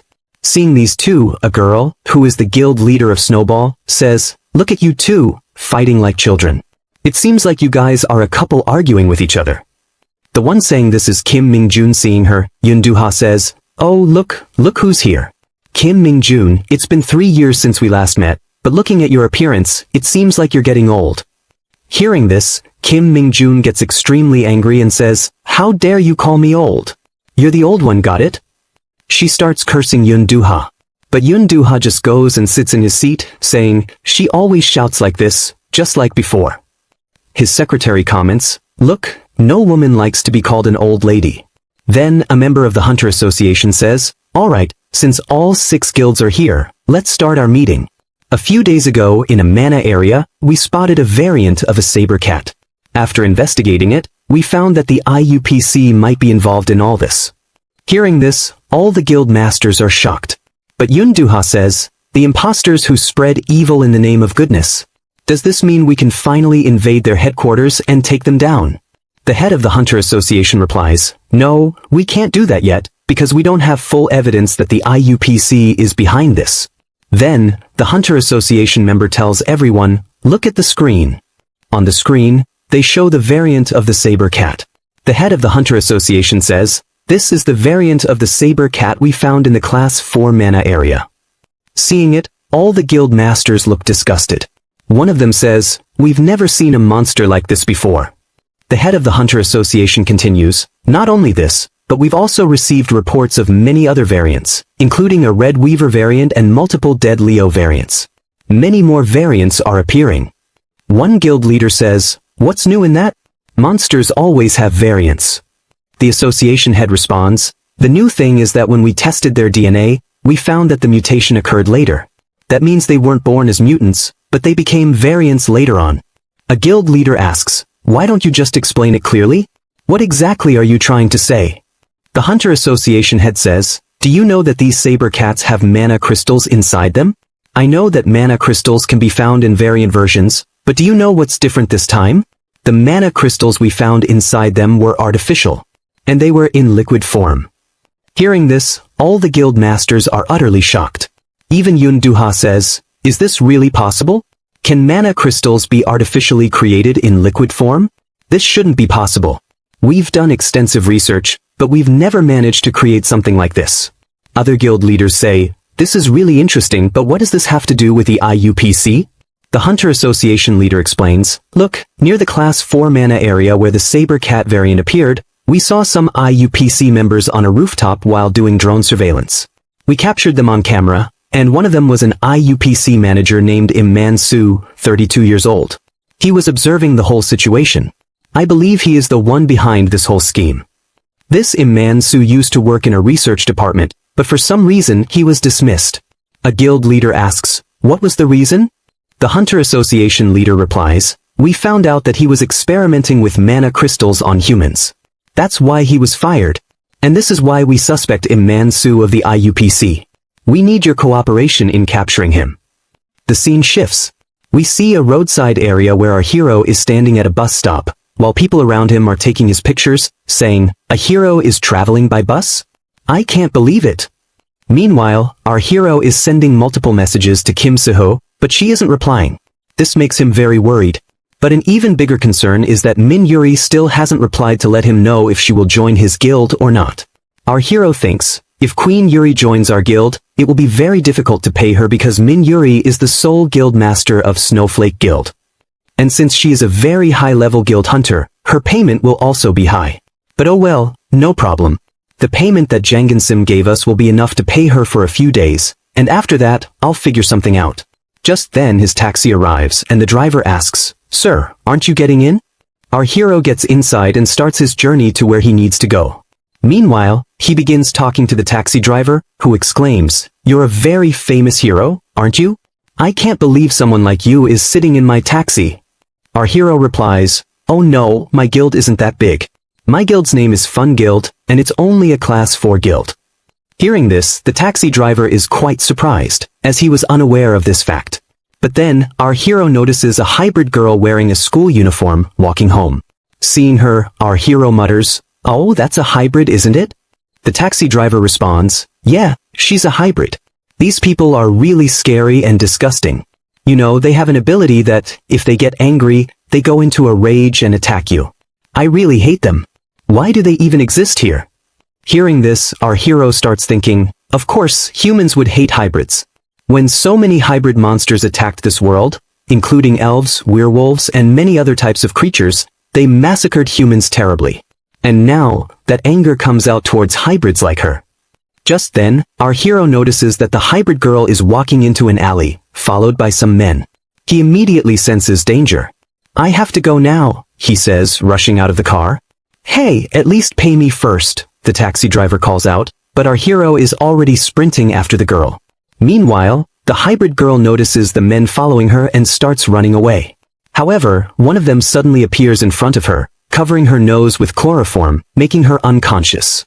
"Where were you running off to, girl?" one of them sneers. Looking at her closely, they realize, oh, she's a cat hybrid. If we sell her to our VIP clients, we'll get a fortune. We've hit the jackpot today. But just then our hero arrives at the scene and commands, "Let the girl go. I'm counting to 3. If you haven't released her by the time I finish, I'll start taking you all down." He begins counting 3. Without hesitation, he charges at them, drawing his sword. However, just as he is about to attack, a massive hand intercepts him, stopping his strike. Looking up, our hero sees a towering giant of a man standing before him. "Don't interfere in our business, hero," the giant says. Seeing this, our hero thinks, what is such a massive guy doing here? The scene shifts to Fun Guild, where Kim Si-hoo is ignoring our hero's texts. Jangan Sim asks, "Why aren't you checking his messages? He's been texting you non-stop." Kim Si-hoo replies, "Those aren't his texts. They could be spam." Jangan Sim sighs, "Are you still mad about what happened yesterday? Just let it go. It was a small thing." Kim Si-hoo responds, "No, I'm not mad about that." She finally picks up her phone and starts reading our hero's messages, wondering why he's so late and why he's texting her so much. Then she notices a message where he has shared his live location, along with a note. "A girl is being kidnapped. I'm chasing them. Come to the location I sent as soon as possible." Reading this, Kim Si-hoo is completely shocked. "A kidnapping?" she exclaims. Meanwhile, our hero is facing the giant man, gripping his sword tightly. "Are you with them? Are you involved in kidnapping this girl?" he asks. Without answering, the giant swings a powerful punch at our hero, slamming the ground with immense force. However, when he looks up, our hero is nowhere to be seen. "Where did that hero go?" he mutters. "Behind you," our hero replies, slashing at him with his sword multiple times. But the giant remains unfazed. He counters with a devastating punch, sending a shockwave through the air. "You're going to die today, hero," the giant growls. But our hero quickly enhances his sword with mana and strikes the giant's hand. To his shock, both his sword and his hands tremble upon impact. What insane strength, our hero thinks. My attack was mana infused, yet he blocked it so easily. That means he must be a hero too. Then he glances behind him and sees the other kidnappers carrying the unconscious hybrid girl away. Distracted, he tries to react, but the giant takes this opportunity to launch another attack. Our hero narrowly dodges the strike and realizes, I was holding back because these were just normal civilians. But if this guy is a hero, then I guess I have to use my full power. He infuses his sword with wind power, preparing for a powerful strike. But suddenly, a voice comes from above. "Stop," a man sitting on a rooftop commands. "I can't let you two destroy this place," he continues. "Listen, kid. We aren't killing you today because we're in a hurry. Otherwise, we never leave witnesses alive." Then, addressing the giant, he says, "Shiva 13, let's go. Our master told us to keep things as clean as possible, but you've made a mess of it. Looks like you need another scolding from the boss. Hearing this, the giant panics. No, I don't want another scolding from the boss. Meanwhile, our hero, looking at the man on the rooftop, thinks, he's using mana. Does that mean he's a hero too? The giant suddenly smashes a wall with his fist, causing a cloud of dust to rise. Using the opportunity, both he and the man on the rooftop escape. Seeing this, our hero starts thinking, they ran away. Who are those two? Judging by their powers, they were definitely not normal people. Then, jumping onto a building, he uses his wind power to fly into the sky and activates his future prediction skill. Immediately, he sees the percentage of possible paths they could have taken.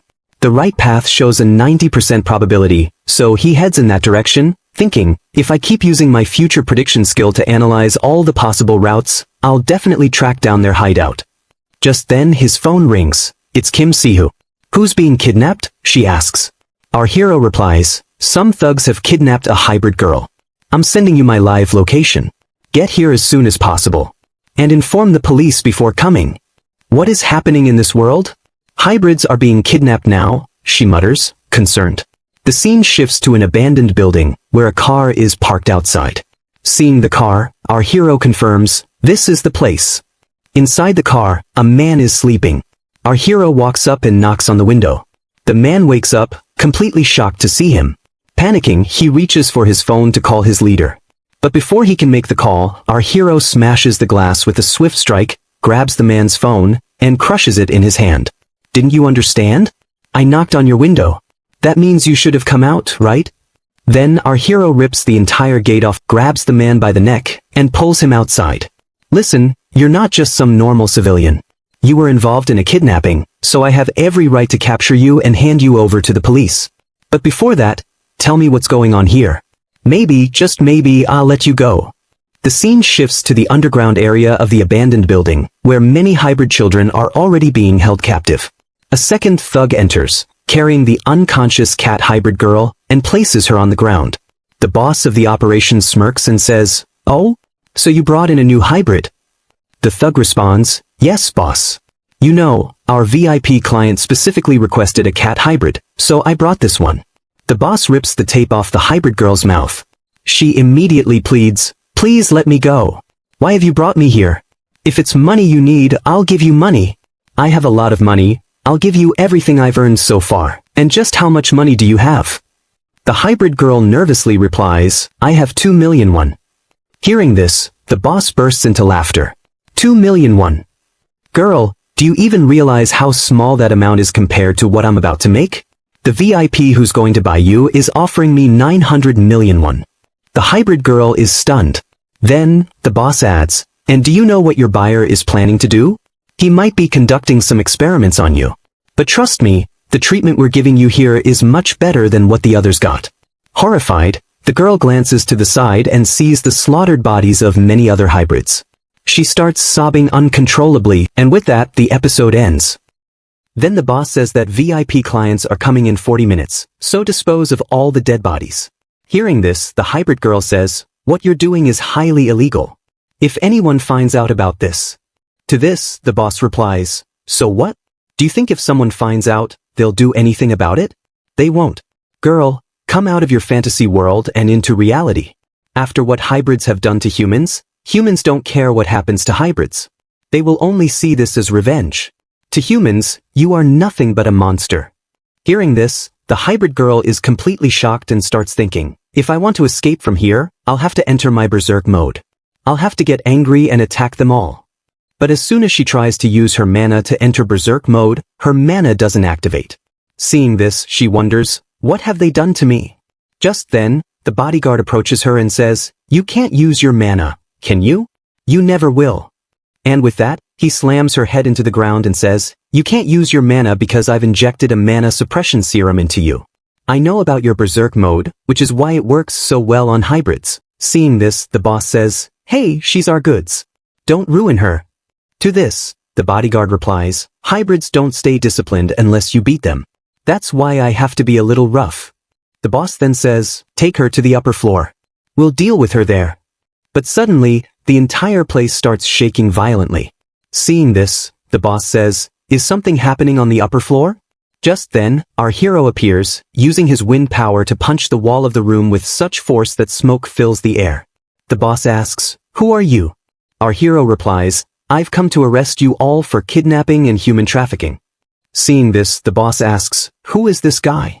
The bodyguard responds, "When we were kidnapping this girl, he got in our way." The boss says, "Then why didn't you deal with him?" The bodyguard says, "I thought our other men had taken care of him, but look, he's here." Meanwhile, our hero looks around and sees numerous hybrids locked up, some even dead. Seeing this, he becomes furious and says, "I thought the situation was bad upstairs, but after seeing this, I'm even angrier. At first, I came here to arrest you all for trafficking and hand you over to the police, but after seeing this, I see you as monsters, and I will kill you." Hearing this, the boss immediately falls to his knees and begs, "Please forgive us. We were just following our boss's orders." Our hero asks, "What is your boss's name?" The man says, "We can't tell you our boss's name." "You thought I would say that? Kill him." With that, all his subordinates attack our hero from every direction. But our hero uses his skill sampling ability to calculate his chances of evading. Then, as everyone attacks him, our hero suddenly vanishes. Seeing this, the subordinates ask, "Where did he go?" Just then, our hero jumps into the air and says, "Idiots, I'm right here." And then he starts attacking them all using his wind powers, taking them down one by one. As he fights, he realizes, they hid their presence to ambush me. That means they aren't ordinary people, they're heroes. Saying this, he kills them all.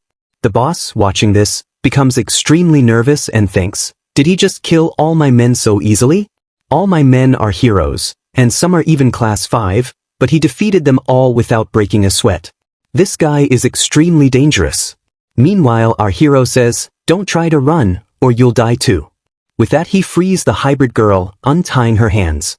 He then asks, "Are you okay?" The hybrid girl asks, "What about the others?" Our hero says, "I'm sorry, but apart from you and a few hybrids, no one else survived. Forgive me." Hearing this, the hybrid girl immediately starts crying and says, "We never wanted to become hybrids like this. Why are we being treated this way? Please tell me, what did we do wrong?" Hearing this, our hero thinks, "I understand her pain. I want to comfort her, but I can't. What's happening isn't right." Just then, Kim Si-hoo arrives with the police, and the officers take control of the situation. The scene then shifts to a room where a mysterious man and Min-soo are having dinner. The mysterious man says, "The experiment you conducted was truly incredible. You've done something amazing. Our group will continue to support you in the same way." Min-soo replies, "Thank you very much. We will continue to make great progress. The crystallized liquid we created is extremely powerful." But then, the mysterious man says, "You know, everything is going well, but the obstacles in your path, you need to eliminate them.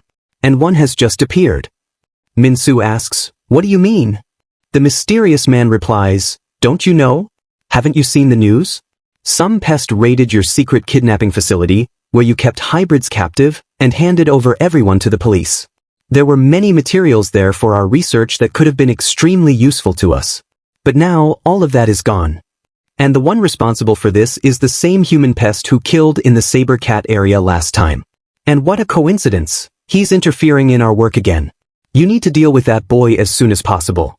Min-soo, sipping his crystal liquid, says with a terrifying expression, "Don't worry. I'll get rid of this pest very soon." The scene then shifts to the police investigating the entire area, reporting that they have rescued 12 children while many others have died. Our hero says, "All right, take care of things here." Just then, Kim Si-hoo calls out to him. Our hero asks, "Kim Si-hoo, what happened?" Kim Si-hoo asks, "Did you take care of everything?" Our hero says, "No, I couldn't save everyone. Before I got there, many children had already been killed." Hearing this, Kim Si-hoo asks, "What happened to the culprits?" Our hero replies, "I didn't kill them all. Instead, I handed them over to the police, and they will investigate everything." But as soon as Kim Si-hoo hears this, her expression becomes extremely dangerous. Seeing this, our hero starts thinking, "I've never seen this kind of reaction from Kim Si-hoo before. I understand why she looks like this, because she is also a hybrid, and she feels sympathy for the others. But handing the culprits over to the police was the right decision. I didn't kill them because there could be more of their hideouts, and I need to find them." Then, our hero tells the police, "Look, I heard them mention a VIP client. Please investigate and find out who they were talking about. The police officer replies, understood, sir. But there's a survivor who wants to see you. Our hero asks, who is the survivor? Then we see a hybrid girl who has asked to talk to our hero. Our hero and Kim Si-hoo decide to take her home. Our hero explains that the hybrid girl was very scared to stay with the police, so she requested them to drop her off at home. Soon, we see her home, an orphanage called Blue Sky Home. Our hero observes, this orphanage takes care of all the children who have come from another world and are hybrids. It's a big place dedicated to their upbringing, and once they grow up, they leave from here. I never expected such a place to be targeted.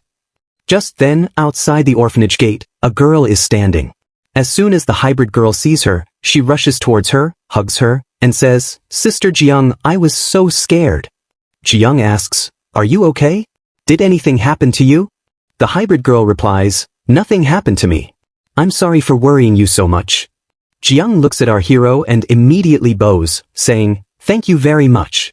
You are Jihan and Kim Si-hoo from the Epic Fun Guild, right? I've heard that you saved my sister. Thank you so much. Kim Si-hoo responds, it was our duty as heroes. Jiyoung then invites them, would you like to come inside and have some tea? It's the least we can do for you. Our hero agrees and steps into the orphanage. Kim Si-hoo, noticing the silence around, says, this is an orphanage, but it's so quiet. Jiyoung explains, it's bedtime for the children, so they've all gone to sleep. But suddenly, a group of hybrid children appears and asks, Rixie, are you okay?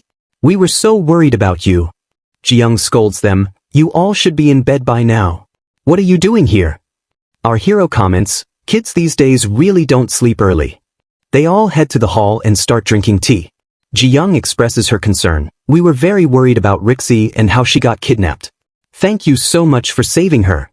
Kim Si-hoo asks, tell me, has a child ever been kidnapped from here before? Jiyoung replies, no, this has never happened before. Rixie is the first child from here to be kidnapped. But I think other kidnapped children must have belonged to different orphanages. Kim Si-hoo is shocked and says, so this has been happening multiple times in different orphanages? At that moment, a hybrid elf girl enters, apologizing, sorry to interrupt, but I brought some tea. She starts serving tea but then looks at our hero and Kim Si-hoo and asks, are these the people who saved Rixie? Jiyoung nods, yes, they are. The elf girl thanks them. Jiyoung then reveals, yes, this has happened before. Do you see this girl here? Her name is Layla. She was also kidnapped along with 2 or 3 other children. But while Layla returned safely after a few days, the other 2 didn't make it. Kim Si-hoo, alarmed, asks, is the situation here really this bad? Tell us, how can we help? We can donate to you. Jiyoung declines, no, that's not necessary. You know, many groups have come before, offering to donate to us. But when we actually needed help, no one came forward. Even when Layla was kidnapped, no one helped us. Only one guild stepped up, Sir Yoon-dae. He was the one who brought Layla back. If it weren't for him, she wouldn't be here today. Our hero thinks nervously, Yoon-dae? He was a huge troublemaker 4 years ago. Jiyoung continues, you know, it's not just humans who hate hybrids. Even hybrids hate humans and heroes because they have suffered a lot at their hands. Our hero acknowledges, yes, that's the dilemma of this world.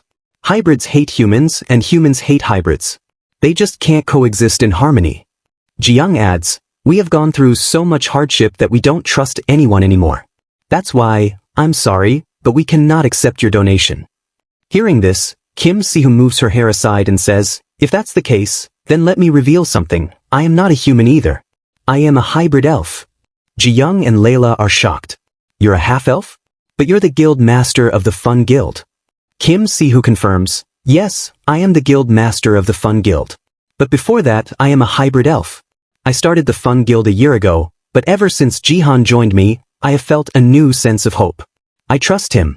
I believe in my guild and know they will never betray me. Just like that, you can trust us too. I promise I will never abandon you. Jiyoung sees a glimmer of hope, something telling her that if these 2 are involved, things might finally change. The scene shifts to the road outside. Kim Si-hoo apologizes to our hero, please forgive me, Jihan. Our hero says, you shouldn't have promised them a monthly donation. Do you even realize our guild's budget is already tight? Yet you still made that promise. Where will you get the money from? Then he sighs and says, but fine, You made that promise as a guild master, and as long as you stand for what's right, I will support you. Kim Si-hoo suddenly gets defensive and says, "Oh really? You say you support me, but where was your support when you secretly met with Min Yuri, the Snowflake Guild's master, without even telling me?" Before their argument can escalate, Rixie comes running from behind. "Jihan sir." "Kim Si-hoo ma'am. Please wait." Our hero asks, "What is it, Rixie?" Rixie says, "I just wanted to thank you. Because of you, I feel much better now. I'm not afraid anymore. I feel motivated. And because of that, I want to give you something." Our hero asks, "Do you want to give us something? What do you want to give?" Upon hearing this, Rixie immediately takes out a mana crystal and gives it to our hero. Seeing this, both of them are extremely astonished and say, "This is a mana crystal." Rixie explains, "Yes, this is what I wanted to give you. Do you know? This mana crystal came from the world where I was born. That's why I want to give it to you as a gift." The scene then shifts to the Epic Fun Guild, where Kim Si-hoo is talking to our hero. She says, "You want Min Yuri to join our guild? Her guild is already a Class 3 guild, while ours is just a Class 4 guild." Our hero replies, "Yes, I did ask Min Yuri to join, but she hasn't given me an answer yet." Hearing this, Kim Si-hoo starts thinking, "So that means they didn't go on a date. That means I was wrong." Then she says, "Do you really think a girl like Min Yuri will join our guild?" Our hero responds, "What's the harm in giving it a shot? You already know our guild is a Class 4 guild, and we're really poor. We don't have money or resources.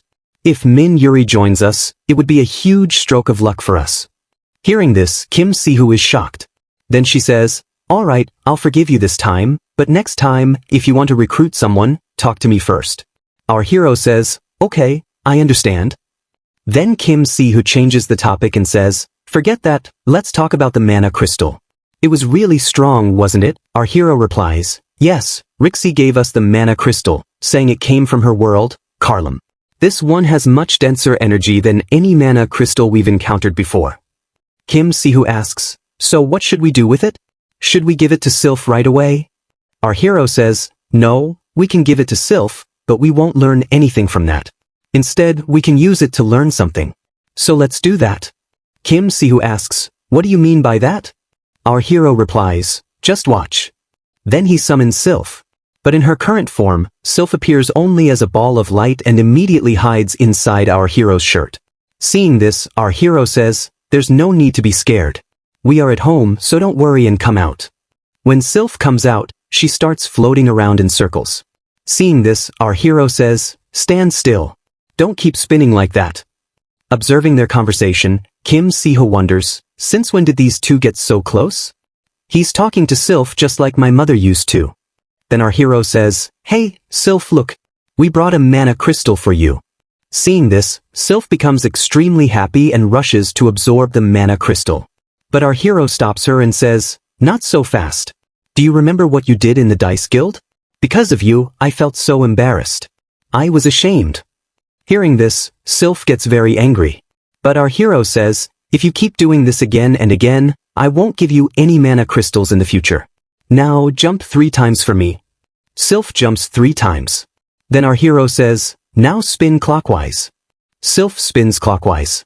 Watching the way our hero is training Sylph, Kim Si-hoo thinks, he's training Sylph like a dog. But when Sylph was with my mother, she treated her as a friend and loved her so much. Well, Sylph, you chose him, now you'll have to endure it. Meanwhile, our hero says, "Since you obeyed all my commands as a reward, I'll allow you to absorb the mana crystal." The moment Sylph hears this, she rushes toward the mana crystal and touches it, starting to absorb its energy. A bright light fills the room. Seeing this, our hero thinks, this reaction is much more intense than before. Is this happening because she's absorbing a denser mana crystal this time? And as Yoon-do has said, if she absorbs a lot of mana, she will materialize. Is she materializing now? Then he notices that the crystal ball is starting to crack. Seeing this, he thinks, is she really materializing? Suddenly, our hero opens his eyes and finds himself in a different space. He wonders, where am I? Then he hears Sylph's voice. Don't worry, I am Sylph. I brought you into my virtual space. Hearing this, our hero looks behind him and asks, who are you? Sylph replies, I feel so happy to finally talk to you properly. Yes, I am Sylph. Our hero says, but Sylph, you couldn't talk before, right? Sylph explains, the mana crystal you gave me was full of pure power. Because of that, I was able to create this virtual space for a short time, allowing me to communicate with you. But it won't last long. Hearing this, our hero asks, what was so urgent that you had to use the mana crystal's power to create this virtual space? Sylph says, we are being targeted. Our hero is shocked and asks, what? Who is targeting us? Sylph explains, the evil demons of this world. Just like I was able to regain my power using the mana crystal, they can also increase their powers by using mana crystals. Look carefully at the people around you because they are nearby. Someone you trust is behind all of this. Hearing this, our hero asks, are you saying that there's a traitor among us? Sylph replies, I don't know. You'll have to find out yourself. Also, you must protect Kim Sihu at all costs. She must never get hurt. Her mother, Araneth, had one last wish, and that's why you were chosen as my successor. Hearing this, our hero says, so this is why I was chosen as your successor? But how am I supposed to understand all this at once? Just then, Sylph's mana crystal starts breaking and she says, you will understand everything in a few days, so don't worry. Our hero shouts, wait, tell me everything first. But suddenly he wakes up in the real world, feeling extremely frightened. Sylph asks, are you okay? You suddenly fainted. Our hero says, I just met Sylph and talked to her. Kim Sihu asks, what do you mean you met her? Our hero replies, I can't explain it to you. Then he notices that Sylph, the elemental spirit, has materialized and is appearing in her true form. Looking at her form, our hero thinks, she looks so different now. Meanwhile, at IUPC Korea branch, Minsu is experimenting on a rat using liquid mana crystal. He pours the liquid on the rat and says, I heard that C-15 and C-13 failed in their kidnapping mission. Our base, where we kept so many materials, was also exposed. And all of this happened because you failed to kill one hero. C-15 says, forgive me, but we thought our job was only to carry out the kidnapping, not to expose our base. That's why we didn't kill him. Instead, we left. I was worried about this. Hearing this, Minsu gets furious and says, you were worried? I didn't create you to worry. Understand? I created you to complete your mission. And if you don't complete your mission, then think about it, I will destroy you right here. Got it? That's why I am strictly ordering you now to kill that Jihan from the Fun Guild at any cost. Just then, a man comes running and says, Sir Minsu, there's a problem. Minsu asks, what happened? The man replies, the heroes have arrived and are raiding this place. Meanwhile, Bang Yuk-sik, Yoon Do-ha's subordinate, orders his team, search this entire area quickly. We must capture Minsu at any cost. This is a direct order from our guild, so hurry. Then we see a flashback where Bang Yuk-sik is meeting Yoon Do-ha. Bang Yuk-sik asks, did you call for me, sir? Yoon Do-ha replies, I heard you did an excellent job managing everything in Class 4's Ma area. Bang Yuk-sik says, no sir. Jihan had already taken care of everything before we arrived. We didn't do much. Yoon Do-ha says, when you do something in life, you should take credit for it. Anyway, forgive me for calling you so soon after your last mission, but I have another task for you. Bang Yuk-sik asks, is this another extermination mission in a Ma area? Yoon Do-ha replies, no, this time, you need to capture an IUPC operative named Minsu. Hearing this, Bang Yuk-sik is shocked and asks, has the Hunter Association approved this? Yoon Do-ha replies, no, they haven't. But if we don't catch Minsu in time, he will escape. The Hunter Association already suspects him. If we capture him first, it will benefit us. Be careful though, something strange is going on. The IUPC's plans are far more dangerous than we can imagine. Back in the present, Bang Yuk-sik watches as his team detains many civilians. One of his teammates says, there's nothing suspicious here. Everyone we captured seems to be an ordinary civilian. Just then one of the detained civilians says, you will all die. Bang Yuk-sik approaches him and asks, who are you talking about? Who will die? The civilian replies, as soon as they arrive, you will all be slaughtered. The Blessed Ones will kill you all. Hearing this, Bang Yuk-sik wonders, who is he talking about? Are these Blessed Ones part of Minsu's plan? One of his teammates says, he's just spouting nonsense. But then, they suddenly feel a monstrous aura behind them. 13 and Z15 appear and say, heroes, I will kill you. Z15 adds, we've been looking for you, to kill you. I was furious, so I guess I'll take out all my anger on you. Seeing them, Bang Yuk-sik's teammates say, why do their energy levels feel like monsters? They're supposed to be human. Bang Yuk-sik asks, hey, do you two know I'm Minsu? Where is he? C-15 replies, yes, we know where I'm Minsu is, but there's no point in telling you because you'll be dead soon. Saying this, C-15 releases a swarm of centipods, attacking everyone. Just then, a female warrior uses her blue dragon sword style and cuts down all the centipods. But then she notices that the centipods are attacking the detained workers. Seeing this, she is shocked and says, why is he attacking his own people? She rushes to save them, but C-13 suddenly appears behind her and attacks. She realizes too late and says, I wasn't paying attention to him. Just as she's about to be hit, another hunter appears and blocks the attack using telekinesis. Then he says, now's the chance, attack. Another hero delivers a powerful kick to C-13, slamming his head into the ground, knocking him out. Seeing this, C-15 says, oh, so they managed to defeat C-13? Well, they do belong to Yoon Do-ha's guild, so they must be strong. But then, Bang Yuk-sik rushes at C-15 and attacks, saying, never lose focus in battle, it's a rookie mistake. With a swift slash, he cuts CY-15's body in half. Then Bang Yuk-sik orders, tie them up quickly. We're taking them back to our guild. But C-15 starts laughing and says, you called me a rookie for letting my guard down, yet you've done the same. Then he says, C-13 drink it. C-13 gets up and says, it's time to receive the blessing. He drinks the liquefied mana crystal. C-15 does the same and says, you'll be the first human to witness the second stage of the blessing. The scene shifts to the Dice Guild, where our hero and Kim Si-hoo arrive to meet Yoon Do-ha's secretary, Park Jung-yeon. They ask, can we speak with Yoon Do-ha? The secretary replies, Yoon Do-ha isn't here right now. What do you need? Our hero says, we wanted to discuss Sylph. She has upgraded, and we need more information about it. Just then, a Dice Guild member rushes in and says, ma'am, we have an emergency. We've lost contact with Bang Yuk-sik's team, who went to the IUPC headquarters. The last time we heard from them, they were still inside. We need to act fast. As soon as the secretary hears this, she says, calm down, we need to go inside and talk because we can't discuss our guild matters in front of an outsider. She starts thinking, Bang Yuk-sik, are you okay?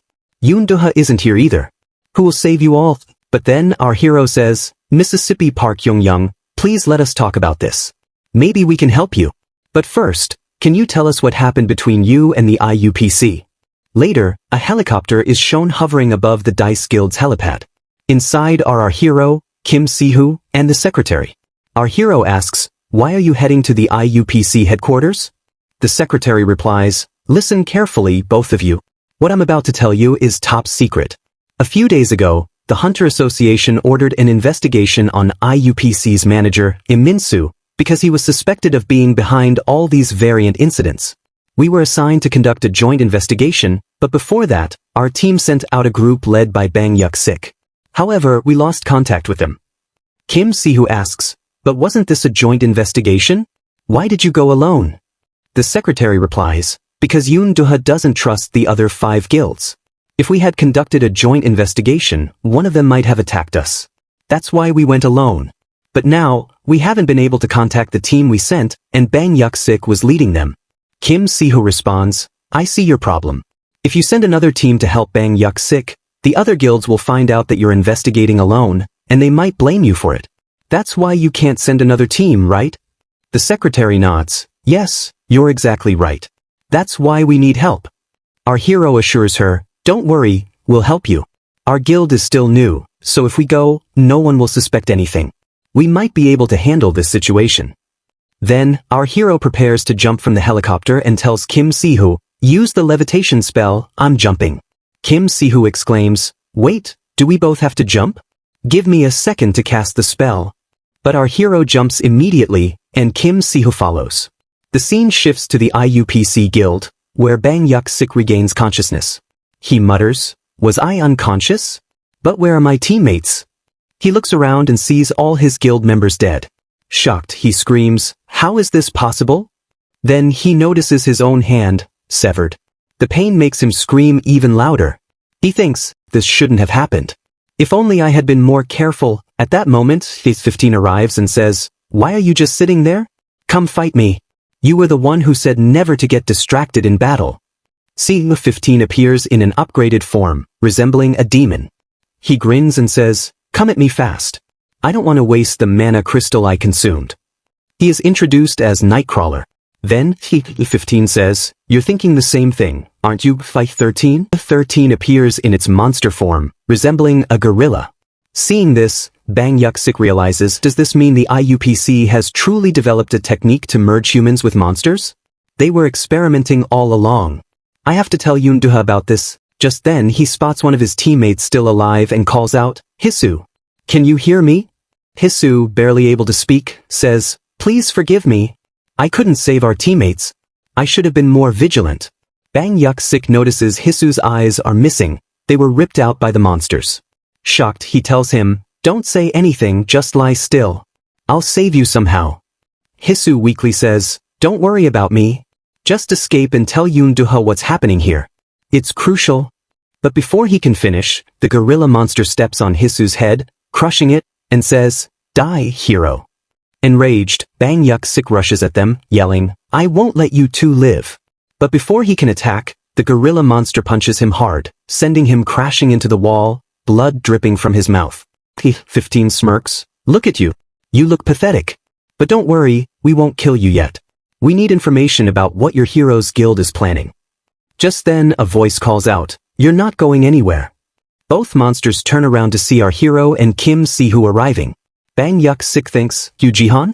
What is he doing here?" The gorilla monster snarls, "Our boss, Iminsu, wants you dead. I'll kill you now."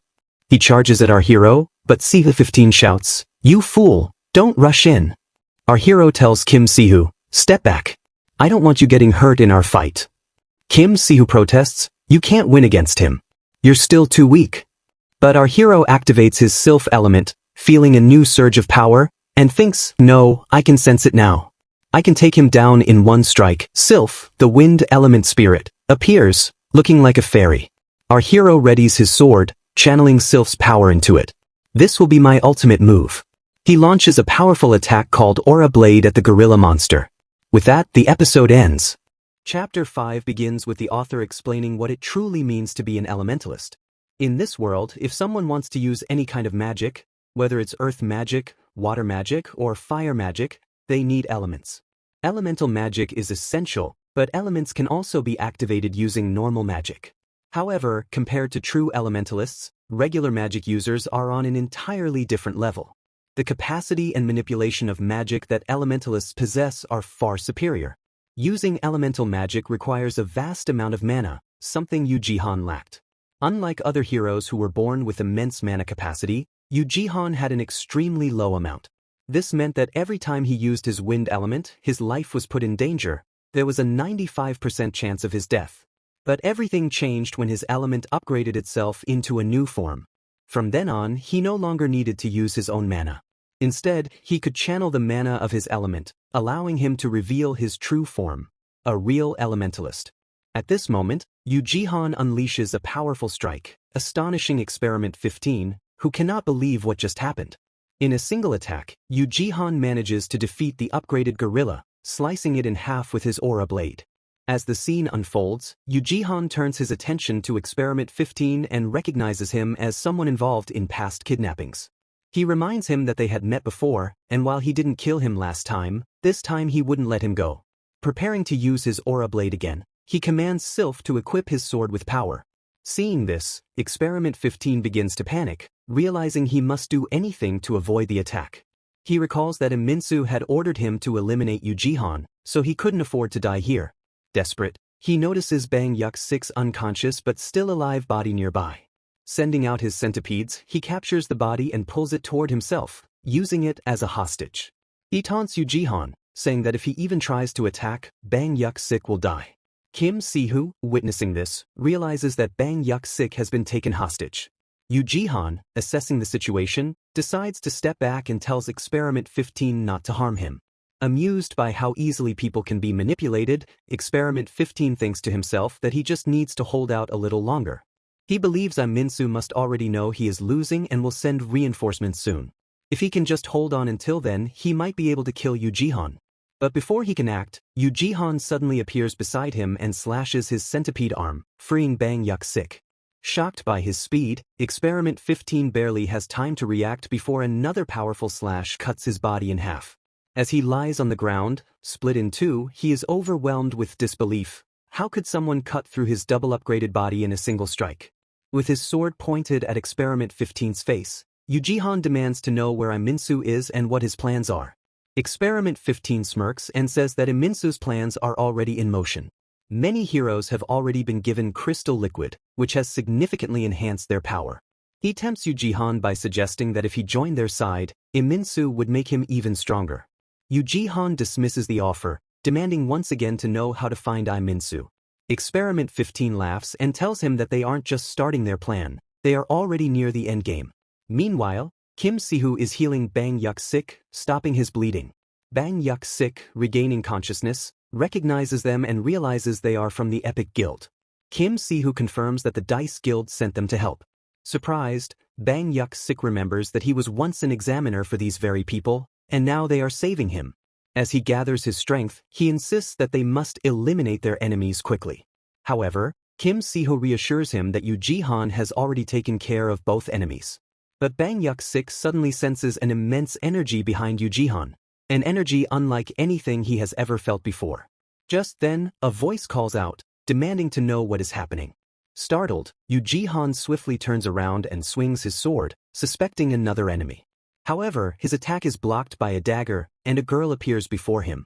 She smirks and chides him, saying that swinging swords at women so recklessly is quite rude. Yu Jihan, taken aback, wonders who she is. The girl then comments that his aura feels very cold, which she finds quite attractive. However, Yu Jihan notices something shocking. His aura blade attack was completely stopped by her weapon. Realizing she is no ordinary person, he quickly steps back. The girl, seemingly amused, tells him that the more she looks at him, the more she likes him. She even calls him cute and boldly asks if he would like to be her boyfriend, promising to take good care of him. Yu Jihan, of course, refuses, but he starts to suspect that she might also be an IUPC experiment.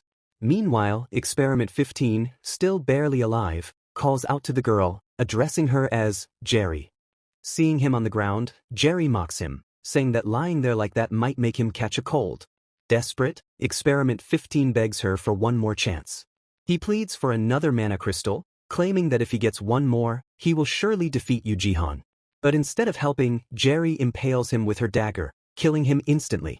She coldly states that she does not like repeating herself. Witnessing this, Yu Jihan is shocked. An IUPC experiment had just killed another experiment without hesitation. Jerry pulls her dagger out of Experiment 15's body and smirks at Yu Jihan. She tells him that she doesn't give second chances. Then, with a teasing smile, she playfully urges him to show her how well he can fight and warns him not to lose too quickly. As soon as he hears this, our hero looks at her and says, "Jerry, tell me one thing. You are with him, right? Then why did you kill him?" To this, Jerry replies, "Do you feel bad for him? Please, don't be so merciful. You know, anyone who can't fight their own battles and isn't strong is just a burden on this earth. That's why they should all be killed as soon as possible because they are trash. And trash should always be thrown into the dustbin. And you know, I don't like guys who talk too much. So, stop talking now." Saying this, she rushes toward our hero to attack him.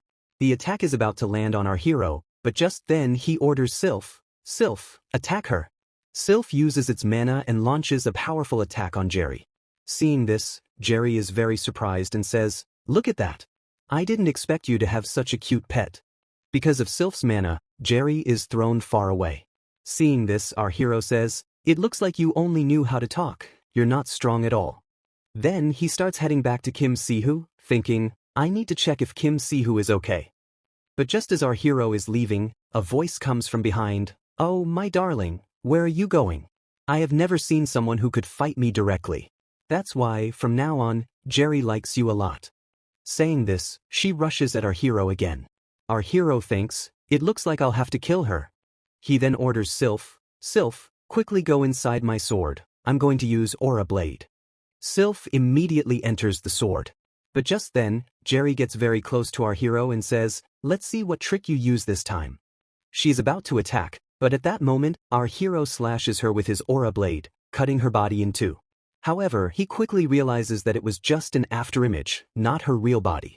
Our hero gets confused, wondering where her real body is. Suddenly, from behind, her real body attacks him. However, our hero blocks the attack with his sword and thinks, if I didn't have my future prediction skill, I would never have been able to dodge this attack. Let's see how much she can dodge my next attack. His sampling skill calculates, if you attack her at close range now, there's an 85% chance that the hit will land. Our hero swings his aura blade at her, but she bends and dodges the attack, immediately retreating. Seeing this, our hero thinks, even from this close, she dodged my attack? From a distance, Jerry says, honestly, if your attack had been even a little bit faster, my head would have been separated from my body. You didn't just kill them by luck, you actually have skills. Hearing this, our hero starts thinking, my next attack might reach Kim Si-hoo too.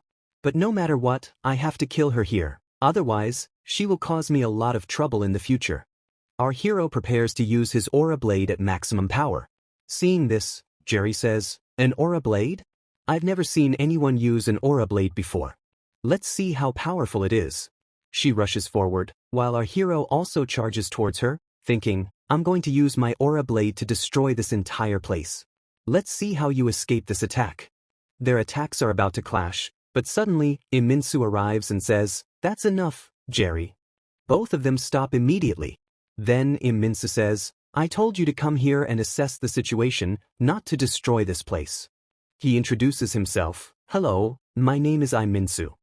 Seeing Iminsu, Jerry says, oh, you came. Hello. Our hero, looking at Iminsu, thinks, so this is Iminsu. But why did he come here by himself? Meanwhile, Iminsu and Jerry start talking. Then, Iminsu notices that number 15 has been killed. He asks about his death, and Jerry replies, he had already consumed 2 mana crystals and was asking me for a third one, so I killed him. What a fool he was.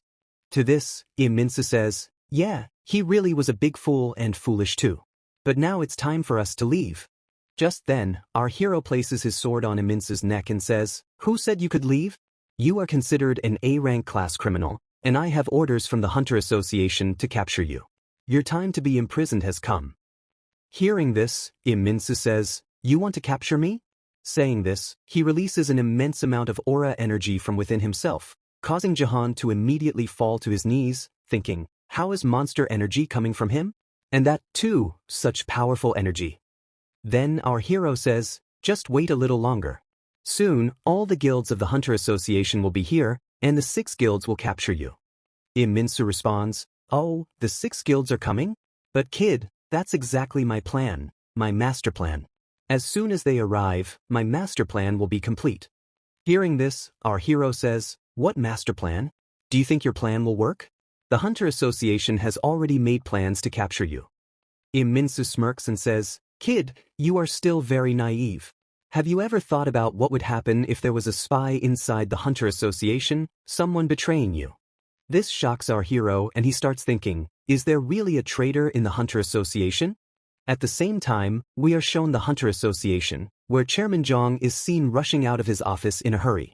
Just then, Yoon Do-ha appears and says, Chairman, you seem to be in quite a hurry.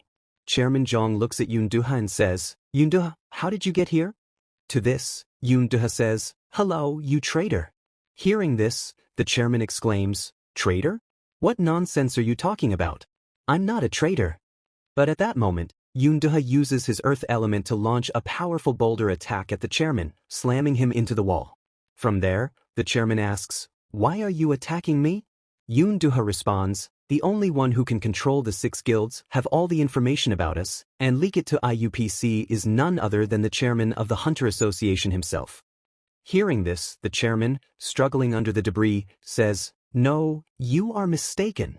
But then, he transforms into his monster form and says, Yoon Do-ha, since when did you know that I was a traitor? He says that he never liked him from the start, a non-human hunter who could never become a hero, controlling their 6 guilds. He never liked that from the beginning. Hearing this, the chairman reveals his true form and says, are you telling me that I am a non-hunter and that I have no powers? Do you know that I didn't reach such heights by licking anyone's ass but by my own hard work? And you say that IUPC can't create anything? Let me show you what IUPC has made me into. Then, he reveals an experiment conducted by IUPC on him, turning him into a demon with wings. His demonic name is Evil Wing. Seeing this, Yoon-duha says, "So those IUPC people merged you with a bat? Look at you, you have become nothing more than a bat. You couldn't think beyond that." To this, Evil Wing says, "Do you know that heroes like you have become outdated? Your powers are no longer special, and a new generation of IUPC is coming. I have sworn to wipe out outdated heroes like you from this world." Saying this, he rushes to attack Yoon-duha. Seeing him coming, Yoon-duha uses his elemental skill and immediately says, "Your enthusiasm is commendable, but beyond that, you have nothing."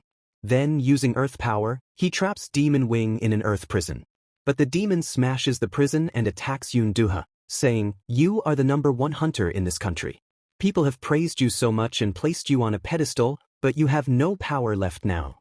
He attacks Yoon-duha with his hands, but then Yoon-duha says, "You want to fight me in hand-to-hand combat? That too so close? Do you know that I am not just an elementalist but also a close combat master?" Immediately, Yoon-duha grabs Evil Wing's hands and rips one off. Seeing this, Evil Wing screams in agony and says, "My hand! How dare you tear it off?" Then, suddenly he stops and says, "Did you think I would actually say that?" Immediately, he uses his skill called Shadow Pulse and attacks Yoon-duha with ultrasonic waves. Seeing this, Yoon-duha thinks, "These are ultrasonic waves like bats use. Has he really merged with a bat?" Then, the building where Yoon-duha is explodes, and he is thrown outside. At that moment, it is revealed that Evil Wing regenerates his severed hand and says, "Look, the #1 hunter of this country was defeated by me so easily. The only hope of this world, Yoon-duha, lost so easily. What do you think will happen to this world now? You know what happened to your subordinate Bang Yuk-sik, right? The same will happen to all the hunters and heroes in this world." Just then, a voice comes from below. "This bat talks too much. That's why I don't like listening to bats." Seeing Yoon-duha perfectly fine, Evil Wing wonders, he doesn't even have a scratch on his body? Meanwhile, Yoon-duha says, "Do you know? We are heroes, and whenever we fight, we do so by risking our lives. Don't joke with me. I know Bang Yuk-sik wouldn't be defeated so easily. And even if he lost, he must have struggled a lot. But one thing about you I really liked, you didn't defeat me, but you did manage to make me angry." He then cleans his ears and flicks away the dirt. Suddenly, Evil Wing feels something and wonders why the whole building is shaking. Then, he sees that Moo in his giant monster form, is swallowing the entire building. Seeing this, Evil Wing is completely shocked. At that moment, Yoon-duha binds him with his bindings and says, "Do you know? I created these bindings specifically to trap beings like you." But the monster starts laughing. Seeing this, Duha asks, "You're still laughing? Have you lost your mind?" Evil Wing responds, "Do you know why we sent the 6 guilds out of this country to investigate IUPC? And why we sent many other guilds away from this city?" Then, civilians walking outside are shown. Evil Wing says, "Because the Real party is about to begin." Suddenly, huge monsters start entering the city. Seeing this, Evil Wing says, "You know, there isn't a single hero in this city. If no hero is here to protect them, all these people will die." Hearing this, Yoon-duha starts smiling and says, "Hey, idiot, didn't I tell you? We are heroes." Then, civilians are shown as monsters are about to attack them. But suddenly, ice power strikes the monsters, killing them instantly. Kim Young-jun is then revealed as the guild master of Snowball Guild, who had not left the city. She says, "Don't worry, civilians, we are here to protect you." Elsewhere, many worm and spider monsters are attacking people. But then, using his zigzag slash, another guild master named Kang-jun-il attacks and says, "I was getting bored sitting in one place for too long, but now the fun has begun." He is the guild master of the warrior guild. In many other places, other hunters have also arrived and are fighting the monsters, protecting civilians. Meanwhile, Kim Hyutai appears and starts slaughtering the monsters. He belongs to the Kairos Guild.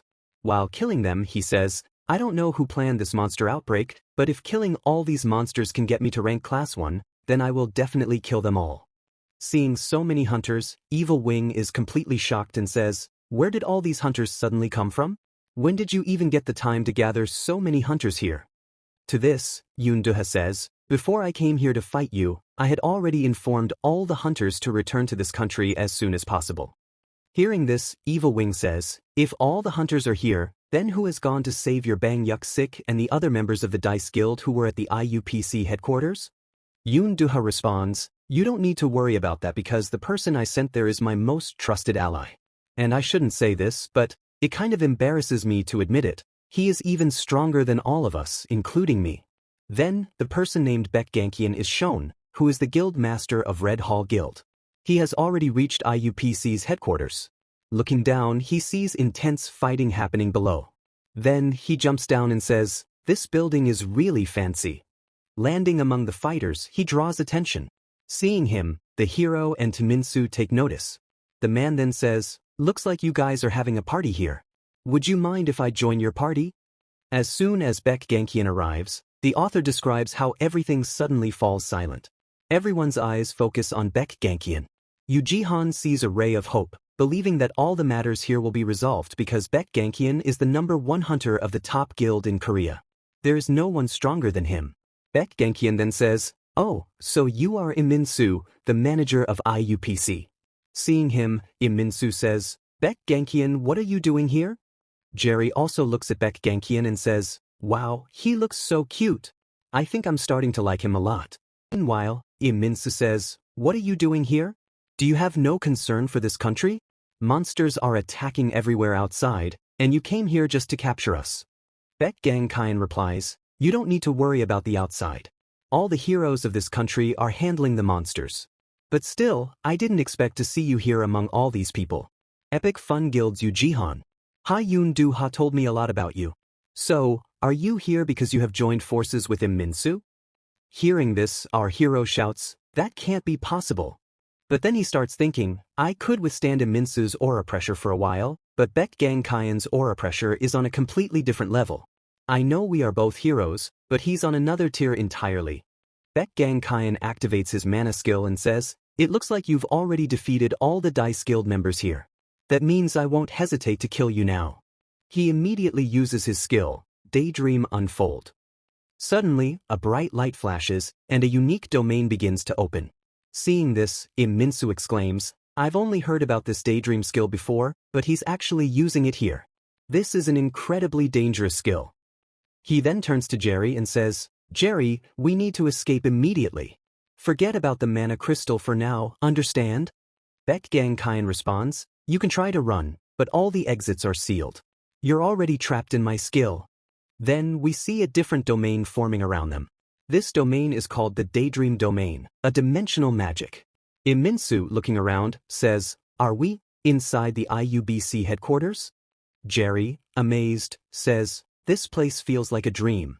Baek then declares, you can't escape unless I allow it because I am the creator of this space. Observing the surroundings, our hero thinks, he created such a vast space in such a short time? This place feels just like the one Sylph created when talking to me. He activates his sampling skill to analyze Baek's abilities and realizes that it's a special type of magic, a fusion of reality and dream elements to create an entirely new space. Amazing magic, he thinks. But then he rushes to attack Im Min-soo with his aura blade. However, Baek Gankian suddenly uses special magic to pull our hero toward him and says, hey, calm down. As soon as you realized you could move, you charged at Im Min-soo without thinking. Take a moment to calm yourself. Our hero, surprised, says, wait, how did I get here? Baek Gankian smirks, fool, I brought you here. Look at him again. If you had attacked, do you realize what would have happened to you? Our hero looks up and sees Im Min-soo in his monstrous form. His back is covered in multiple tentacles, each with an eye, making him look like a terrifying monster. Im Min-soo activates his power and says, I didn't think I'd have to reveal my true form this early, but it doesn't matter. Sooner or later, I was going to fight this world's top hero anyway, so why not now? Seeing this, our hero thinks, this is the result of his numerous experiments. He has fused multiple variant monsters into himself, turning his body into the unlimited human variant. This is the culmination of all his experiments. He then exclaims, how many monster variants has he fused into his body? Baek Gankian interrupts, Yu Jihan, step back for now. Let me handle this fight.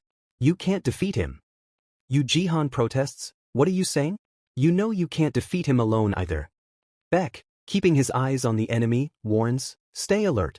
He's coming. Minsu, in his monstrous form, launches an attack. But suddenly, our hero finds himself in a different area. Confused, he says, "He separated me from the fight?" Baek Gangkain reassures him, "Just stay there and enjoy the battle." Meanwhile, Minsu continues his monstrous assault, but Baek creates a massive glass-like barrier between them.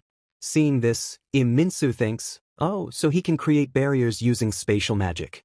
But he's expending too much energy, maintaining his domain and using multiple skills at the same time. If I keep attacking with my mana energy, he'll eventually run out of power, and I'll be able to strike him. As Minsu attacks again, Baek quickly erects another dimensional barrier, preventing the attack from reaching him. Baek then turns to our hero and says, "You Jihan, watch carefully and enjoy this fight. You don't get to see a top-class hero battle every day." Saying this, Baek slams his staff onto the ground, releasing multiple casting skills. His skill, Dimension Slash, sends countless slashes cutting through Minsu's monstrous body. Seeing so many attacks at once, Minsu thinks, how is he able to perform so many multicasts simultaneously? He then reassures himself, no matter. My body's healing skills are highly advanced. Since my body contains numerous mana crystals, it can repair itself as many times as needed. But then Baek smirks and says, I'm tired of this healing ability. Seeing Baek's expression, Minsu thinks, damn, I haven't fully healed yet. If he attacks me now, my chances of survival are slim. Baek then taunts, let's see, what happens if I erase the ground beneath your feet? He then activates his multicasting skill, Dimensional Obliteration, causing the ground to turn into dust. Witnessing this, our hero is completely shocked and thinks, so this is the world's #1 hunter, someone who can use so many powerful skills at once. Just as Baek says, you have once again managed to save yourself. I didn't think you would survive. We then see that only one eye of Minsu remains, and beneath that eye is a mana crystal. Minsu says, you are really one tough guy. You destroyed all my mana crystals, but you didn't destroy this one. Baek responds, oh, so this means your real form is just these eyes? That is truly disgusting. And you sure do talk a lot. Saying this, he starts crushing the eye with his foot and says, crushing a villain like you under my feet would be the perfect ending for you. Just then, Jerry comes beside him and says, I'm sorry, but I can't let you kill Minsu like this. Saying this, she places her dagger against Baek's neck. At this moment, our hero explains Baek's spatial ability and what kind of power it is. The Daydream ability is a power that allows you to create your own dimension and become its owner, but it comes with flaws. There are two weaknesses. The first is that if you create a spatial magic dimension where only you can exist, it requires a tremendous amount of magical energy, which is why most magicians can maintain this space for only about 2 to 3 minutes. However, Baek has no shortage of magic reserves. His mana output is incredibly powerful, so this is not an issue for him. But there is another flaw. When you use this magic and maintain the dimension, anyone can attack you suddenly from anywhere, and if that happens, you could die. To counter this, Baek always keeps his heightened perception skill active, so he can detect if anyone approaches him. However, Jerry somehow bypassed his perception and got close to him. It wouldn't be accurate to say she dodged his perception. Rather, her presence had completely disappeared from that space, and she suddenly reappeared there. Seeing Jerry so close, Baek starts thinking, how is this possible? How did she get so close to me? No one can approach me. This can only mean one thing, you are an Asian. Hearing this, Jerry is a bit shocked and says, handsome, you finally recognized my race. Baek responds, of course, I know your race because I was the one who wiped out your entire species. Baek explains that 40 years ago, a species called Azasian waged a full-fledged war on Earth, leading to a great conflict. A team of 5 was formed to eliminate all the Azasians, and Baek was part of that team. He personally killed every single Azasian, none survived. But I can't believe that an Azasian survived and even joined IUPC. I don't understand why you did this. Was it for revenge, or did you want something else? Jerry replies, revenge? No, idiot, I didn't want revenge. I was just bored. I don't like this kind of peace in the world. I prefer a world where there is constant war, endless chaos, where fighting never stops, where people scream in pain, and there is bloodshed everywhere. Don't you think that would be a wonderful world? Baek responds, yes, Azasians always think like that. Jerry then says, that's why I can't let you kill Minsu. My boss has big plans for him. Baek asks, your boss? Who are you talking about? Are you referring to your leader who was killed 40 years ago? But he is dead, isn't he? Jerry replies, dead? Maybe he is, maybe he isn't. Maybe he is still alive. Hearing this, Beck tries to get more information out of her, but Jerry says nothing more and states, it's time for you to die because I have to leave now. Beck responds, always watch your back. You never know when a threat bigger than me might be lurking behind you. Just then, our hero appears, activating his aura blade and delivering a powerful strike, creating a massive blast that completely shatters the spatial dimension. Beck approaches our hero and says, can't you chill for a moment? Was it really necessary to use such a powerful attack? If my body had been in the way, I would have been sliced in half. Our hero replies, I knew you would dodge the attack using your special magic. Beck then looks at the impact of the attack and sees that a massive hole has formed in his magical dimension. Seeing this, he thinks, with just one attack, he created such a huge hole in my spatial magic's dimension. Now I understand why his wind element is so powerful and why Yunduha is so interested in him. He really is incredibly strong. Meanwhile, our hero says, look ahead. Beck looks forward and sees that Jerry is not dead, she managed to dodge the attack. Our hero says, looks like I couldn't kill her. Wait, I'll finish her now. Beck replies, Azasians are like cockroaches. They are extremely hard to kill. Jerry then says, sweetheart, I'm starting to like you even more now. But for now, I have to go meet my boss.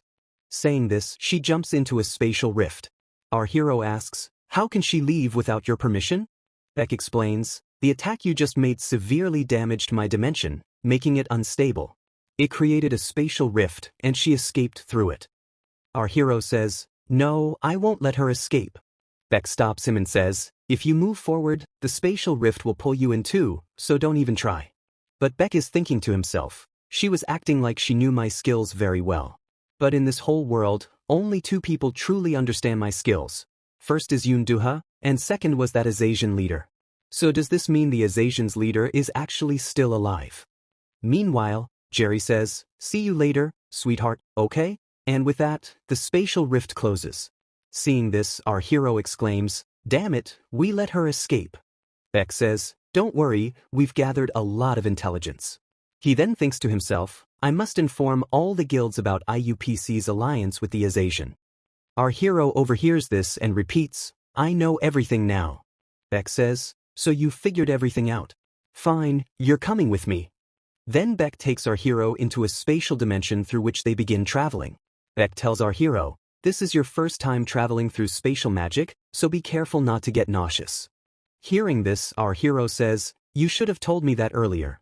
Just then, our hero's sampling skill activates, informing him that as soon as they exit the spatial travel, there is a 99% chance of encountering an unexpected situation. With this, the scene shifts, and we see a damaged area where many people are dead. A rooster demon is wandering around, and a little distance away, Jin Sim is thinking, where did this monster come from? I need to call Yu Jihan quickly, but why isn't Yu Jihan picking up the call? Just then, Kim Si-Hu picks up the call. Jin Sim says, Kim Si, where are you? How could you leave me alone among these monsters? Kim Si-Hu asks, what are you trying to say? Jin Sim explains, don't you know? A lot of monsters are attacking all over Korea right now. Hearing this, Kim Si-Hu says, what are you talking about? Are you okay?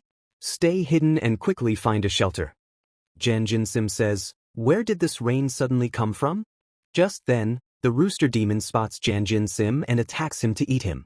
But suddenly, a powerful attack strikes the rooster demon, instantly killing it.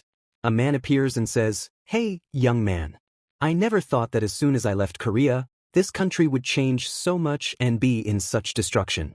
But young man, can you give me your mobile? I need to talk to someone. Jin Sim looks at the man, and we are told that this is Kim Jae-ono, Kim Si-Hu's father, who works at the Kyoto Research Center and was a former Class 3 hero. Meanwhile, our hero emerges from the spatial magic but immediately starts vomiting. Beck says, I knew you would throw up. But first, we need to find Yunduha and report the entire situation to him. Just then, our hero notices that all the guild leaders from the 6 great guilds are already there. Only Yunduha is missing. The others have all arrived and are talking among themselves. Beck says, oh, you guys are here. Good, now I won't have any trouble finding you. Then he starts explaining, I investigated the IUPC headquarters, but none of your comrades survived. Only Bang Yuk-sik is alive, but his condition is very critical. Hearing this, Yoon Do-ha gets extremely angry.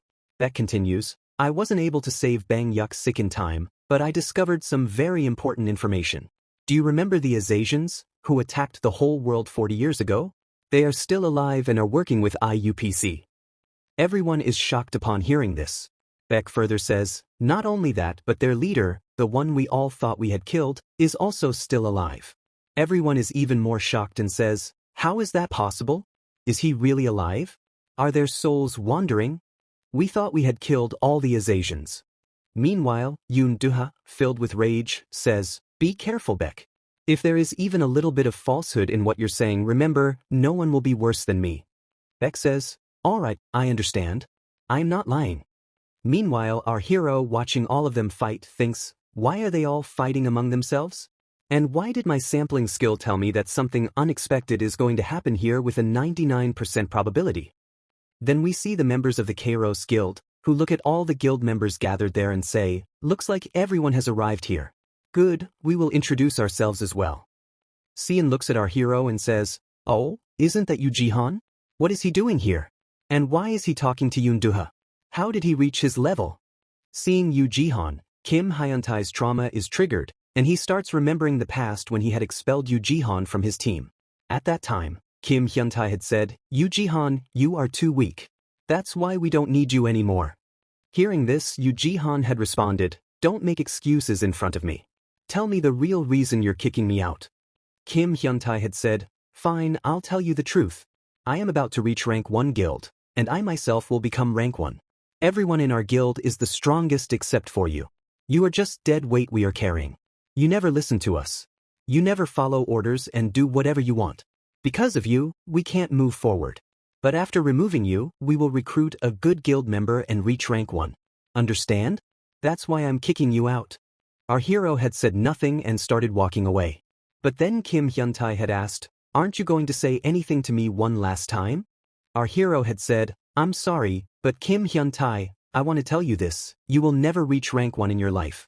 I feel bad saying this, but it's the truth. Now, in the present, Kim Hyuntai is recalling these words and thinks, how dare he say that to me? That I will never reach rank 1. One of Kim Hyuntai's companions says, please don't mess with Yu Jihan. Why are you getting so angry? Just then, Kim Jiono arrives and asks, what did you just say? Yu Jihan? I was looking for him. Do you know where he is? Then, he sees our hero and asks, are you Yu Jihan? Our hero replies, yes, I am, sir. Kim Jiono says, I need to talk to you about something important.